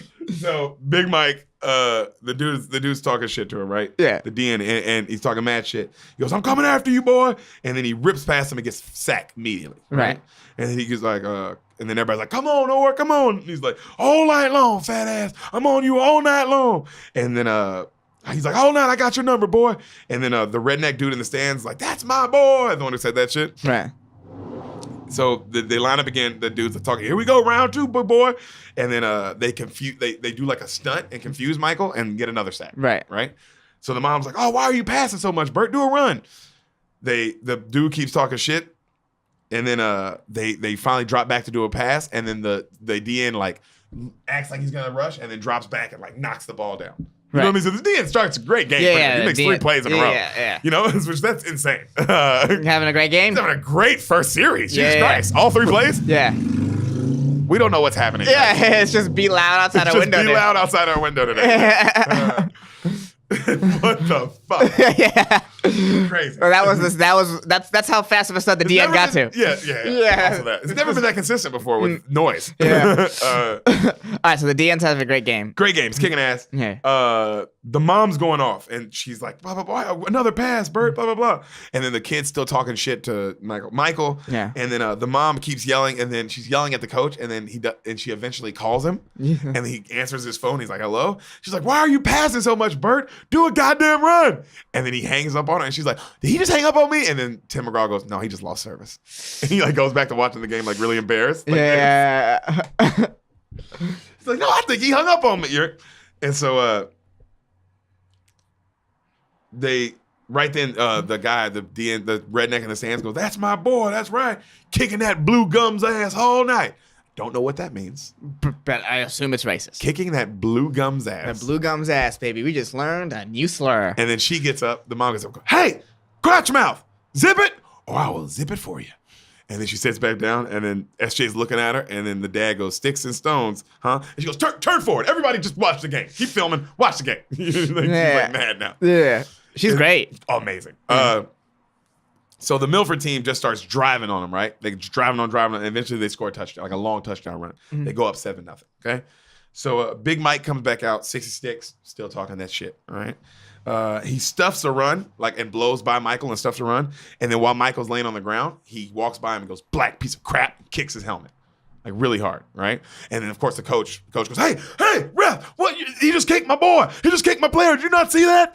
And he's like, go, thank you. And then the ref throws a flag and he's like, thank you. And he goes, unsportsmanlike conduct. The coach. Wingate, on the coach. Like, what? Come on. Yeah. And then he grabs the flag and he goes, hey, this is my player. And I will protect him from redneck pieces of shit like you. Don't you treat him this way. And then Michael had passed to pull him back. He's like, coach, I got you. It's okay. I got you. And then he runs back out on the field and he goes, hey, let's do trap. Let's do zone trap. And then the guy's like, you sure? He's like, let's do it. And then they do zone trap. Ready, set. It goes completely silent. He closes his eyes. He just hears, he goes completely silent. And then he hears the mom go, this is your family, Michael. And then he opens his eyes. Say go, and then he fucking locks up a 66 and just starts driving him back, right? And then the music starts going, and he keeps driving him, and then the running back breaks free, and now the running back's running behind him. Yeah, and he's just driving him for 40 yards, and then the running back scores, and then he drives him all the way out the end zone, and then throws him out the stands. Yeah. So of course the flags go flying. Yeah. You know what I mean? And then the crowd's going crazy. Holy shit! You know what I'm saying? Yeah. And then the mom turns back around at the redneck guy and she goes, yo, Deliverance, you see 74? That's my son. And she turns back around. And then it's the refs now and they're discussing it. Yeah. And then the coach is like, well, was he holding? And then the refs go, no. And he goes, well, was it hitting after the whistle? And then they go, no. And then well, what is the flag for? And then the ref goes, excessive blocking. And he goes, and then Michael runs up and he goes, sorry about that, coach. He goes, don't you worry about that. He goes, Michael, where were you taking him? He goes, that guy had to go home, coach. I was taking him to the bus. That boy, son. And the team goes nuts, right? Yeah. Then, of course, they start just whomping on them. Whomping that ass. He's just laying people out. Just fucking 66 up. Right, yeah, good. Just shots good. at him, just laying him out. That's why when you're in the league, you don't kick a dude in the head. Yeah, well, also just don't be that player. Yeah. Don't be that player. Yeah. Talk shit. I'm all about players talking shit. Just don't give him momentum. Don't give him momentum, you fucking idiot. Yeah. So Michael's just having a fucking unreal game, right? Mm-hmm. And then they run up the score. Now they're up in the second quarter 30-something to 7. You know what I mean? They're running it up. Right. And the 66 is finally calls himself out after Michael pancakes him again. Yeah. And then they put in this really skinny ass kid, right? This tiny skinny kid. Right. And he's lined up against Michael and he's literally shaking as he's looking at him. And then hut. And then Michael just touches him and he falls. Yeah. And then the kid's cowering and then it cut to Michael putting his hand down and then he helps him up. And then the kid's still scared. And then Michael just runs off and he hits him on the head and then Michael just runs off. That's funny. Yeah. He's just such a nice guy. Yeah, it seems like it. So SJ after the game is now making a highlight tape of the game. Yeah. Right? And he's cutting and he's editing and he's like, all right? And then he makes it together and he sends it out.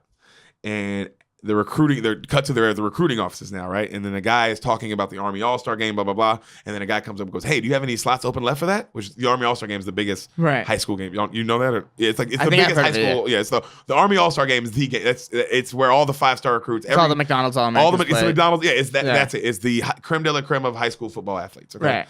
So it's where all the top recruits go or where they go to decide where they're going. You know what I mean? So he says, I think you need to open up one more spot.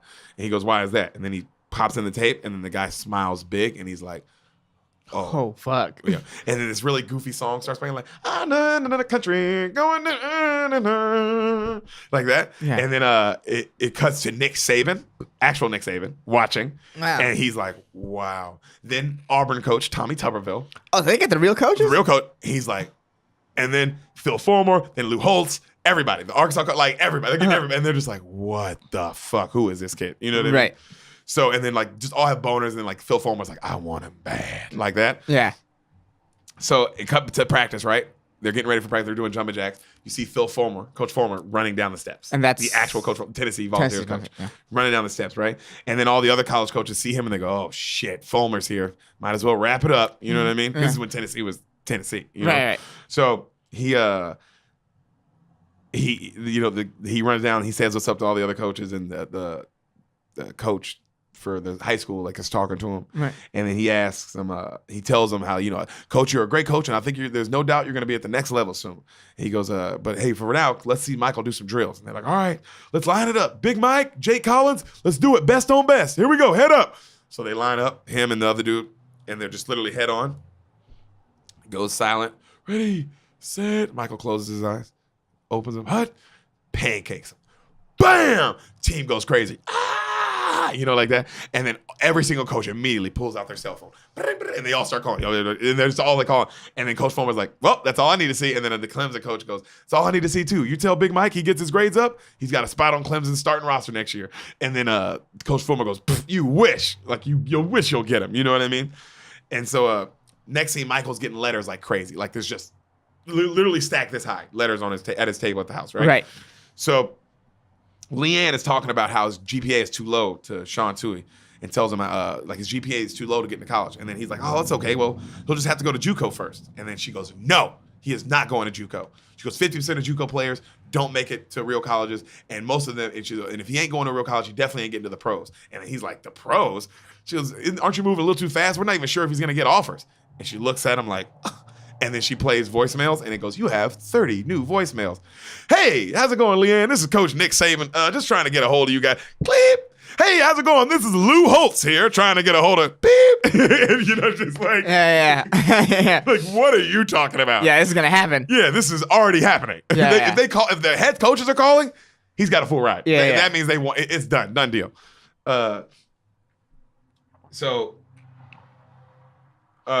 She goes, well, he looks at her, he goes, well, what are we going to do to get Michael's grades up? The next thing, they're hiring a tutor.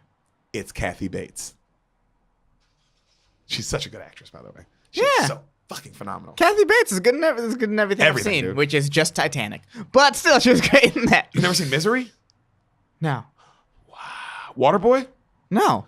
Wow. The Office, where she's in it? No.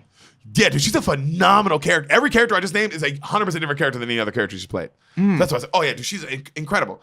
So she's a tutor, right? And then they're interviewing her, and then they're saying how he's in line for a football scholarship, but they need to get his grades up, blah, blah, blah. And then she goes, well, is he considering Ole Miss? Because she's like, I'm an Ole Miss graduate. They're like, we know. And then she goes, well, he better be, blah, blah, blah. And they smile. And then she goes, well, you tell him I'd love to work with him. And then, but she goes, but Miss Tui, there's something you should know about me before we start. And then Miss Tui's like, what? And she goes, I'm a Democrat. And Miss Tui's like, okay. Yeah. It's a big deal. Yeah. That's a big problem. Yeah. Okay. So the next scene, Nick Saban is ringing the doorbell. The actual Nick Saban. Jesus Christ. He's all up in this movie. He's all through this. Oh. Every coach is all through this. Oh, good God. So the Tuies come out and they're meeting them, and then he goes, he knows all the family's name, and he's just very impressive like a college coach would be. And he's talking about the architecture and the art, like to impress the mom, which definitely probably what would have happened. Yeah, you know what I'm saying? And Michael comes out and he goes, And he goes, oh, well, why don't you guys go talk in the living room? And then Michael goes, well, can SJ come? And he goes, absolutely. I'll recruit the both of you. You know what I mean? And then they walk into the living room, and she goes, I find that man extremely handsome. And then Sean goes, I'm right here. And she goes, oh, I know. Some good wife shit talk right there. Oh, yeah. Like grade A wife shit talk. So he's telling them how Nick Saban's pitching LSU to him, and he's asking him to come visit. And SJ goes, well, how much access am I going to have to my brother Michael? Because we're close like this. And he goes, you get complete total access, SJ, and you'll be able to lead the team out to Death Valley opening game. And then SJ's like, sounds good. And then cut to the next game, Michael's still kicking ass, right? So the game, Michael's just kicking ass right in the season. So all these coaches are coming one by one to see Michael. You know what I mean? Like Tommy Tuberville, Lou Holtz, fucking everybody one by one. They're all coming. Then the real coaches, right? And so it cuts to him studying, showing him studying and his grades getting up, like that kind of montage, back to him kicking ass on the football field. And they are just destroying teams, by the way, like 44-0, 50-0. They're killing. Yeah, in high school, it can be like that. If you have one great player, it's like... Yeah. Well, they had to have a good team, too. Because it's like an O-lineman. It's different like a quarterback or running back. For one O-lineman, it ain't going to be putting up points like that. You know what I mean? That's fair. So they had a really, they actually did, and they did have a really good team at this time. You know what I mean? And you would, so he's telling them, all the coaches are telling him how, you know, Knoxville is a tremendous place to live, or, you know, he would look great in Gamecock red. And then SJ goes, well, what about me, Lou Holtz? And he goes, how about this? I'll give you a hog hat. And he goes, that's all you can do? You know? And then they all start pitching to SJ, and they're like, now they're all telling him stuff. And he's like, and his grades are going up. And then Phil Fulmer promises SJ to let him walk out and have the coin toss. And then him and Big Mike are like, that sounds pretty good. Yeah. Like I love, that's pretty dope. Yeah. SJ's great, dude. Oh, amazing. So cut to Wingate, and they win the state championship, right? You don't see it, but they win the state title. They're celebrating. They're holding up the trophy, and they're in the locker room, and it cuts like the newspaper, you know, Wingate wins state title behind Michael Orr, blah, blah, blah, you know? And so you hear her inviting the next coach in the house, and then you don't see him yet. And she goes, I'm glad to hear Ole Miss hired you. And it's actually Coach Ogeron, who was the coach at this time, who went on to coach at USC, a lot of different places. You know what I mean? He goes, thank you, ma'am. It's a dream job. That's how he talks. Thank you, ma'am. Dream job. She goes, you're a little late to the party, though, and we love the Rebels, so here's everything you need to know. Saban is going to the NFL next year, so LSU's out the picture, which is crazy that's I was going to be like, fuck, this isn't with LSU Nick Saban. And he went to the pros for a second, the Dolphins, and came right back. And then got fucked by his front office. Yeah, he did. Yeah, he didn't get a fair shot. He didn't get a great fair shot. But then it set him up where he needed to be. Well, I mean, yeah, it's like, well, now you've built a second dynasty. You're the second coming of Bear Bryant in the place Bear Bryant's from. Yeah. So that doesn't make any sense. It's crazy. Like, that's fucking crazy logistically. It's crazy how this is hundreds of colleges. So for Alabama to have two crazy long runs. Two of the most winning coaches is in college football history. Yeah, or Alabama. That's nuts. Insane. Especially two of the best runs we've ever seen in college football history. Yeah. That was Views from a World with Deric Poston. And we're back. So, wait. Nick Saban is... Ogeron comes in, and so she tells him, you know, LSU's out, and then she goes, I'm not going to name names, but the last two schools that he went to visit on took him to a titty bar. And he goes, and the coach goes, oh, that's terrible. Like, you know, like he doesn't know anything about that. Yeah. And then she goes, he had nightmares about it for weeks. So, he had nightmares about it. That's what she said. She goes, so when he would be the type of guy that would have nightmares about it. Right? Yeah. So she goes, no, when he comes to visit you, take him to get Italian food, then take him to a movie. Not Chainsaw Massacre. It'll just make him scared. Then make sure he's in bed by 10. And he goes, got it. And he goes, well, what about Tennessee? And she goes, breaks my heart to say this, but they are very much in the running. And then he goes, they also made a very sweet deal with SJ. So, yeah. And then he says, no bullshit. Oh, yeah, I hear that kid can really pepper the gumbo. What does that mean? Yeah, I hear that kid can really pepper the gumbo. You want to hear a true story about Coach Ogeron? Yeah. This is a true story. I met him once. Yeah. This is back when Ole Miss was recruiting Darren. Yeah. I went to a recruiting visit with Darren. I get to meet Coach O. I'm shaking his hand. He, you know, how you doing, young man? What's your name? I'm Deric Poston. Nice to meet you, blah, blah, blah. He goes, you're the Darren, huh? And he's like, nice to meet you. And then he says, nice to meet you, boy. Boy, you got some big old thighs on you. Look at them thighs, boy. And then he slaps his thighs. God damn, boy. Look at them goddamn thighs on you. Coach Ogeron. That's a true story about you, bro. Looks like he had a good pepper gumbo. That's what that boy really pepper gumbo. Boy, you got some thighs on you. I never forget that Darren just slapping Darren's thighs. And Darren didn't sign with Ole Miss. No. Well, Darren didn't get an offer from Ole Miss. Oh, really? Darren's first offer was Darren was going to Arkansas State. Mm.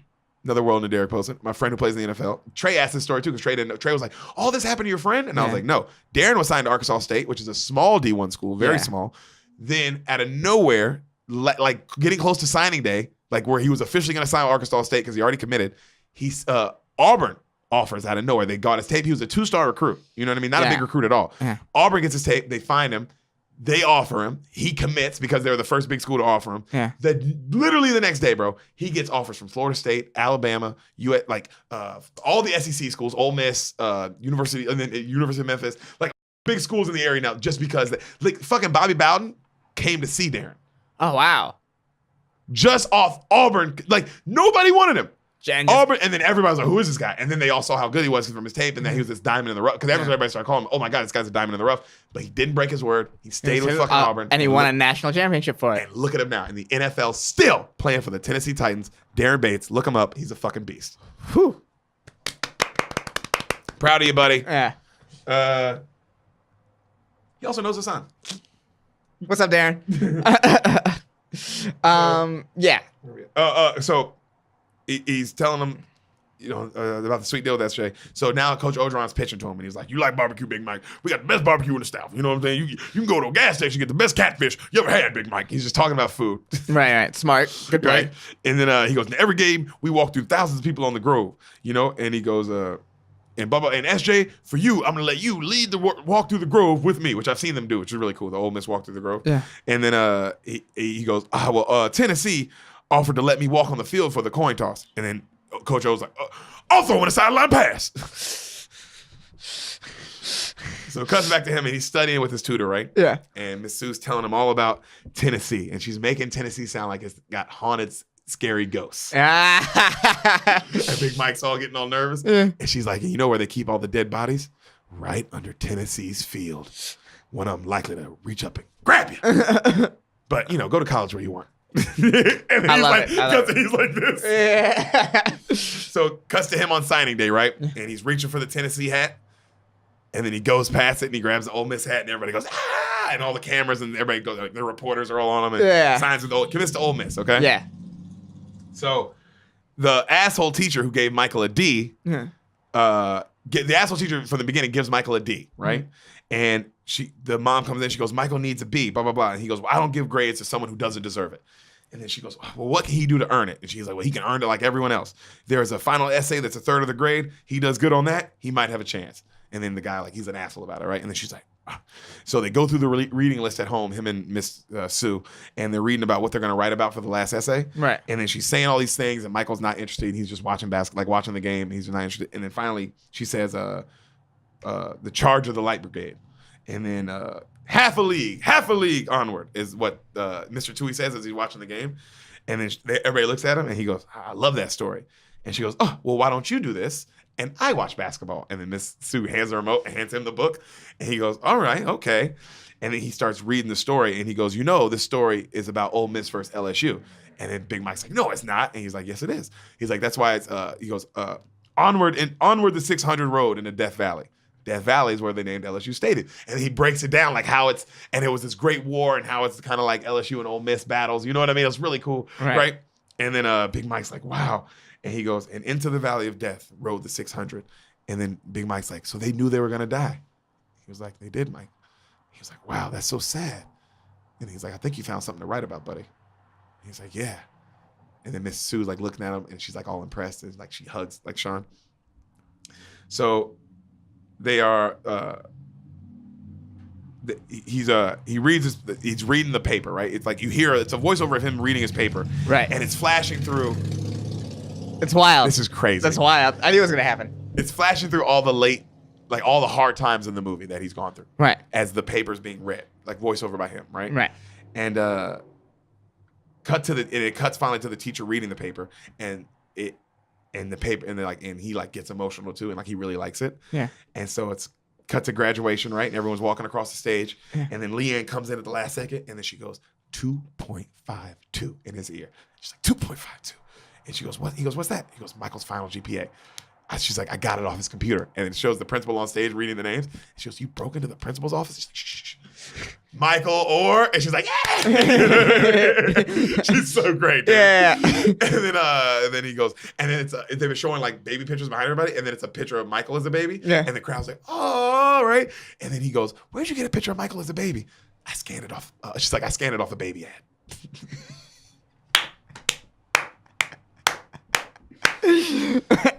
Amazing.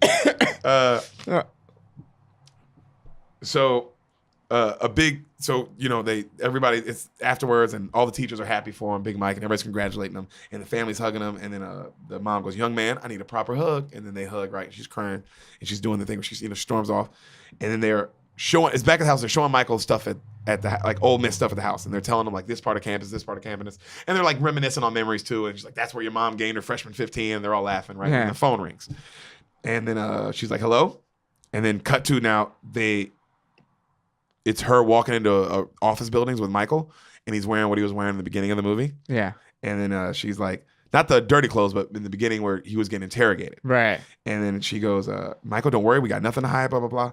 And then this lady comes in, and she goes, hi, I'm Miss Granger. I'm the something enforcer for the NCAA.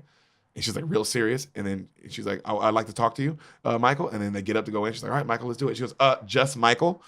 And she's like, okay. And then Michael goes in. He's all nervous. Right. And then she goes, Michael, I'll be waiting in the lobby, honey. And then the door closes. And then she goes out and she calls Sean. She's like, Sean, I don't know about this woman. I got a bad feeling. She seems really tough. She seems tough. Right. And then they cut back to upstairs. Right. And then she goes, did you know that your coach got a job and signed as a coach to be Ole Miss right after you signed? And he's like, no, I didn't know that. She says, yeah, that happened. She goes, and your parents? He goes, what about them? She goes, like, they went to Ole Miss, yes? And she goes, yeah. And he goes, what about Tennessee? How do the Tuohys feel about Tennessee? And she's like, oh, they hate Tennessee. She goes, okay. And your tutor, Miss Sue, she's an Ole Miss alumni as well. And he goes, yeah. And she goes, did they ever try to persuade you to come to Ole Miss? And he goes, he doesn't say anything. And she goes, Mr. Orr, do you understand why I'm here? Do you know why I'm here? And it cuts back to that first scene in the movie. And then he's like, to investigate? Such a good shot, bro, because it seamlessly goes into it. And then they do all the things. And then she goes, I want the facts. And then she goes, I want to know what you think about all this. And he goes, what do I think about what? And she goes, the NCAA fears that this will start a movement of rich boosters who all come from schools who adopt young inner city black kids to send them to the schools of their choosing. That's what the NCAA fears this is going on, and that's what we want to know is going on. And then he looks at her, and he storms out pissed, right? And then she goes, Michael, we aren't finished, right? And then he walks out the building. And so she's on the phone outside, Miss Tui, right? And then she sees him. She goes, Michael, what happened? And he's like walking away from her, and he turns and he goes, why'd you do it? Huh? You just wanted me to go to Ole Miss? And she goes, of course I want you to go to Ole Miss. I love Ole Miss. And then he's like, no, is that what you want from me? Huh? He's like, what? You just wanted me to do what you want me to do? Was this about going to school where you wanted me to go? And she goes, no, Michael, just listen to me. He goes, don't you dare lie to me. And she's like, and then he storms off. And she's like, Michael. Cut to the scene right now. She is talking to her husband. And she's like, I wonder if we did this right, honey. Did we, and then he goes, honey, of course we did. We gave him clothes on his back and food to eat. And forget the NCAA. I'd do it again tomorrow.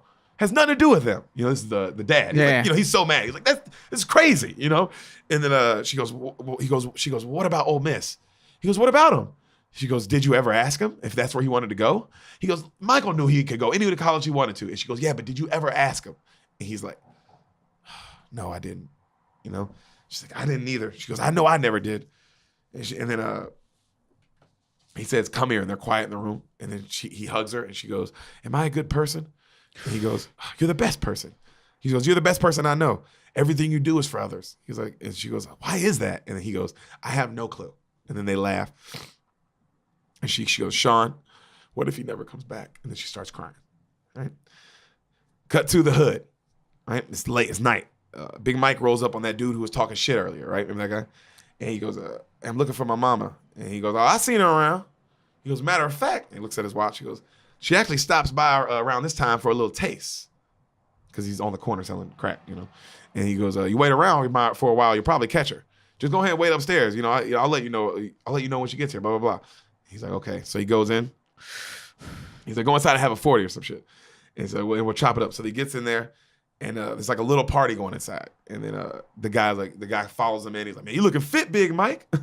I heard you playing ball. And Big Mike's like, yeah. And he grabs a 40. And he's like, you playing that rich people ball, though. Ain't nothing like public school niggas holding shakes in their socks. You know what I'm saying? And then Big Mike's just looking at him. And he goes, I used to play a little ball back in the day. Little quarterback at Booker T. Washington School or something. Or Martin Luther King School. And then he goes, and then Big Mike ignores him. He goes, what about you, David? To the guy he's cool with that he liked to say what's up to earlier. He goes, what about you, David? You still play ball? And then David goes, I was, but no, not. And then the guy cuts him off. No, he don't play ball no more. He's running with me. You know what I'm saying?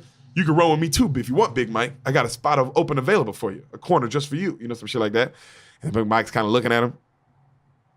And then he goes, I heard you stay on the other side of town now, Big Mike. Got a new mama and shit. And then Big Mike's just looking at him. And he goes, I heard she fine too.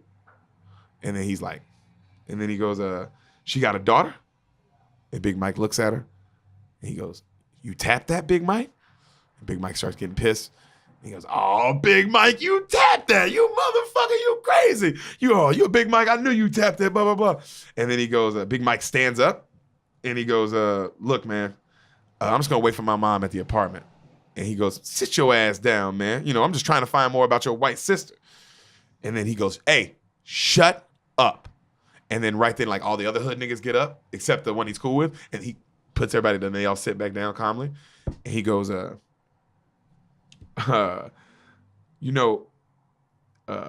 he shows him his gun.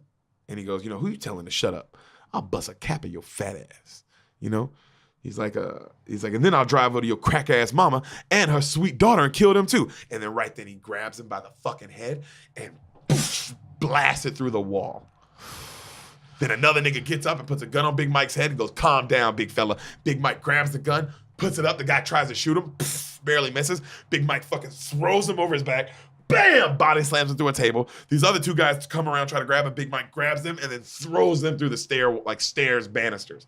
And then he looks around and you see all these women, like they're like, and then one of them's holding a baby and he's crying and he's sitting there and then he flashes back to the entire scene, that flashback of him getting separated from and it shows the whole thing. Right. Him and his brother and he's screaming, Mom, Mom! And then he's in the back of a car like yelling and shit. And then he comes to and he storms out the house. Right. Jesus.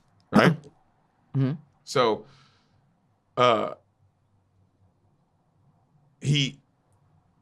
So the next scene is Leanne driving through the hood, right? And she's looking for him. She's looking all over for him. And it's the next day. She shows up to the place where he was at, where he got the fight. And then the gangster dude goes, he ain't here no more, Snowflake. But you tell him I'll be seeing him. He gonna get his. And then it shows the guy and his face is all fucked up. You know what I mean? And he goes, yeah. And then she goes, well, do you know where he is? He goes, nah, but you tell him to sleep with one eye open. And then she turns to leave. And he goes, you hear me, bitch?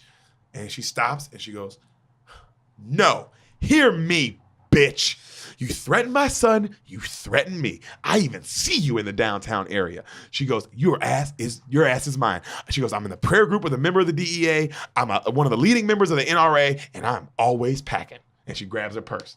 And she turns and leaves, and he goes, what you got in there? A little 22 special Saturday night, a little 22 Saturday night special. And she turns, she goes, yeah, and it shoots fine every other day of the week. And then he's like, and then she storms off. Like, bro, bad bitch. You know what I mean? Yeah. She also got a gun in her purse, and she's talking shit. Oh, she's so hot. Yeah. So hot, dude.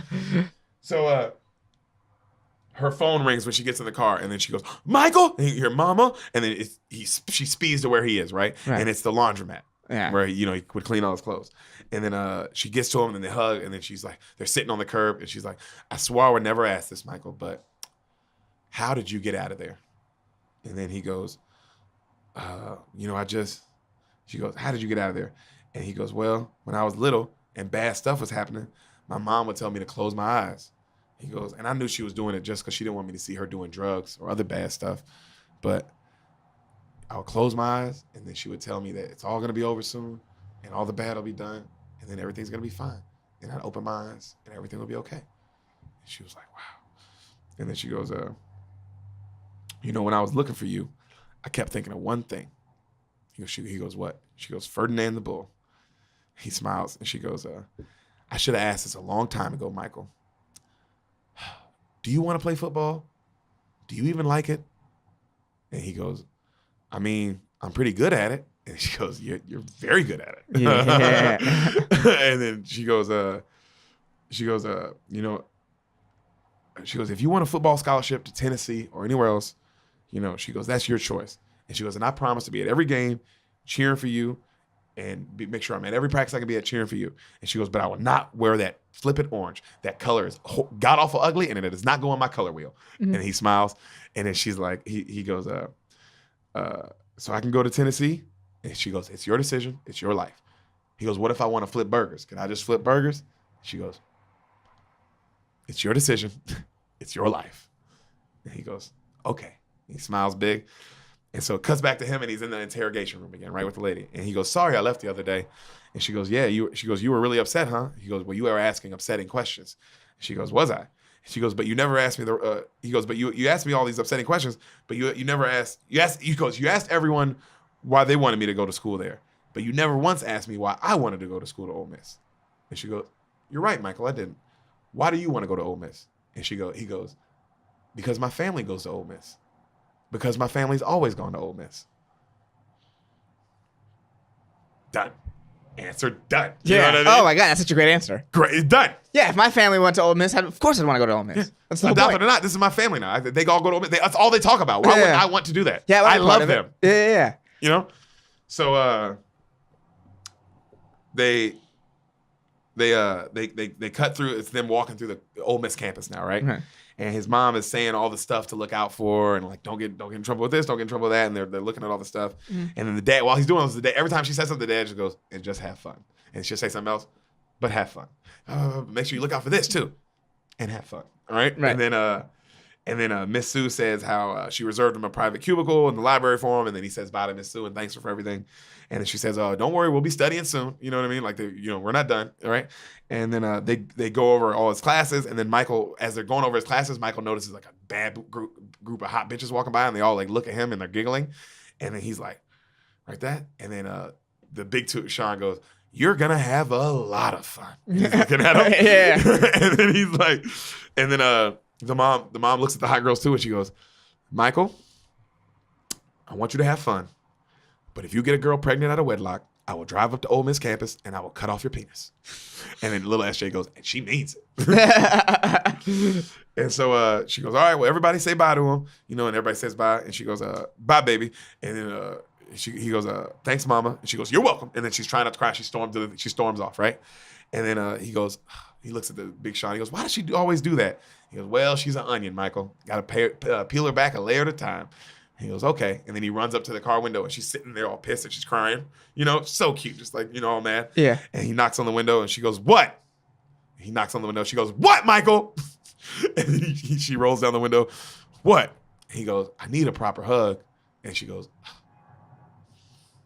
and she gets out. She hugs him really big. Huge zoom in on him smiling. Huge hug.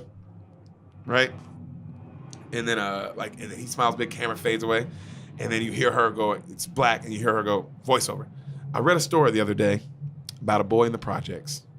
No daddy, in and out of foster care. He got killed in a gang shooting in Hurt Village. And then as they're doing this, they show a bunch of young dead black faces, like real newspaper clippings of young dead black faces of kids dying in Memphis, right? Yeah. Like young athletes, right? Like who were athletes, were and played in high school. You know what I mean? Just one after another, after another, after another. And then she goes, and then they show Michael like from the beginning walking in the movie, like where he's in his poor people clothes and he's walking, like the first shot of him, the original shot. And then they show one of the kids he was friends with. The kid he was friends with, the one kid that said he used to play ball. Yeah. And it's him in the paper. And then she goes, the last paragraph talks about how he was an athlete. How he used to be an athlete, and he was really good, but he stopped playing, and things went the wrong way, and he was 21 when he died on his birthday. And it's the dude he was friends with. Yeah. You know what I mean? And she goes, that could have been anyone. Could have been my Michael, but it wasn't. And I suppose I have God to thank for that. Well, God and Lawrence Taylor. She smiles to herself, closes her eyes. One Mississippi. Movie ends. Come on. Whew. Now, we're not done. But we're not done? We're not done. How are we not done? We're not done. Okay. So, Michael Orr, this is the writing. Michael Orr went on to become an All-American athlete at Ole Miss, and with the help of Miss Sue, went on to make the dean's list. Woo! It's a guy who couldn't read not too long ago. Yeah, that's crazy. Fucking impressive. That's impressive. The dean's list. Yeah, that's extremely impressive for a guy who especially couldn't read. It's like whoa. Yeah, and also how serious he must have took education for him to make that kind of jump. Mm-hmm. Collins went on to become a cheerleader at Ole Miss and followed in her mother's footsteps. Mm-hmm. Sean and Leanne still live in Memphis. They show Coach Ordron and SJ walking through the Grove and getting all the love before the game and blah, blah, blah. And then SJ jumps up like this, and then it freeze frames, and it goes, SJ was given everything promised. Right? Cut to NFL draft, the real NFL draft, the actual commissioner. The New England Patriots have traded up with the Baltimore Ravens for the 23rd pick. No, traded for the Baltimore Ravens for the 23rd pick. And so with the 23rd pick in the draft, the Ravens select Michael Orr, offensive tackle, Mississippi. Actual Michael Orr comes out of the, he was actually at the draft. Yeah. He's one of those kind of players. Yeah. Comes out, shakes the commissioner's hand, takes the picture. His family comes out. And real family? It's the real Miss Sue, the real SJ, the real Collins, the real, they're all hugging. And then the kind of fades to black 2009 draft, fades to black, credits start rolling. And then they show pictures of him playing ball in high school, college, then pros with fucking Ray Lewis. Winning a Super Bowl. Who? So cool. Who? So cool. Trey did not. He was fucked. He was like, "This is a true story." I was like, "But this is all true." This is like this guy. He was like, "What? This guy's still?" I was like, "He's still playing. This is how true this is." They still play? Yeah, he still plays. Oh, really? Plays for the Panthers. Ah. He's like a long career. Yeah. Great career too. Well, he's won a Super Bowl. Great NFL Pro Bowl. Career. Yep. Possible Hall of Famer. You think so? Possible. I mean, Buzz said possible Hall of Famer. I mean, he's not maybe like a first ballot, but a guy who can get drafted in the Hall of Fame later. Absolutely. All right. Well, that's the blind side. That's the fucking blind side. That's the fucking blind side.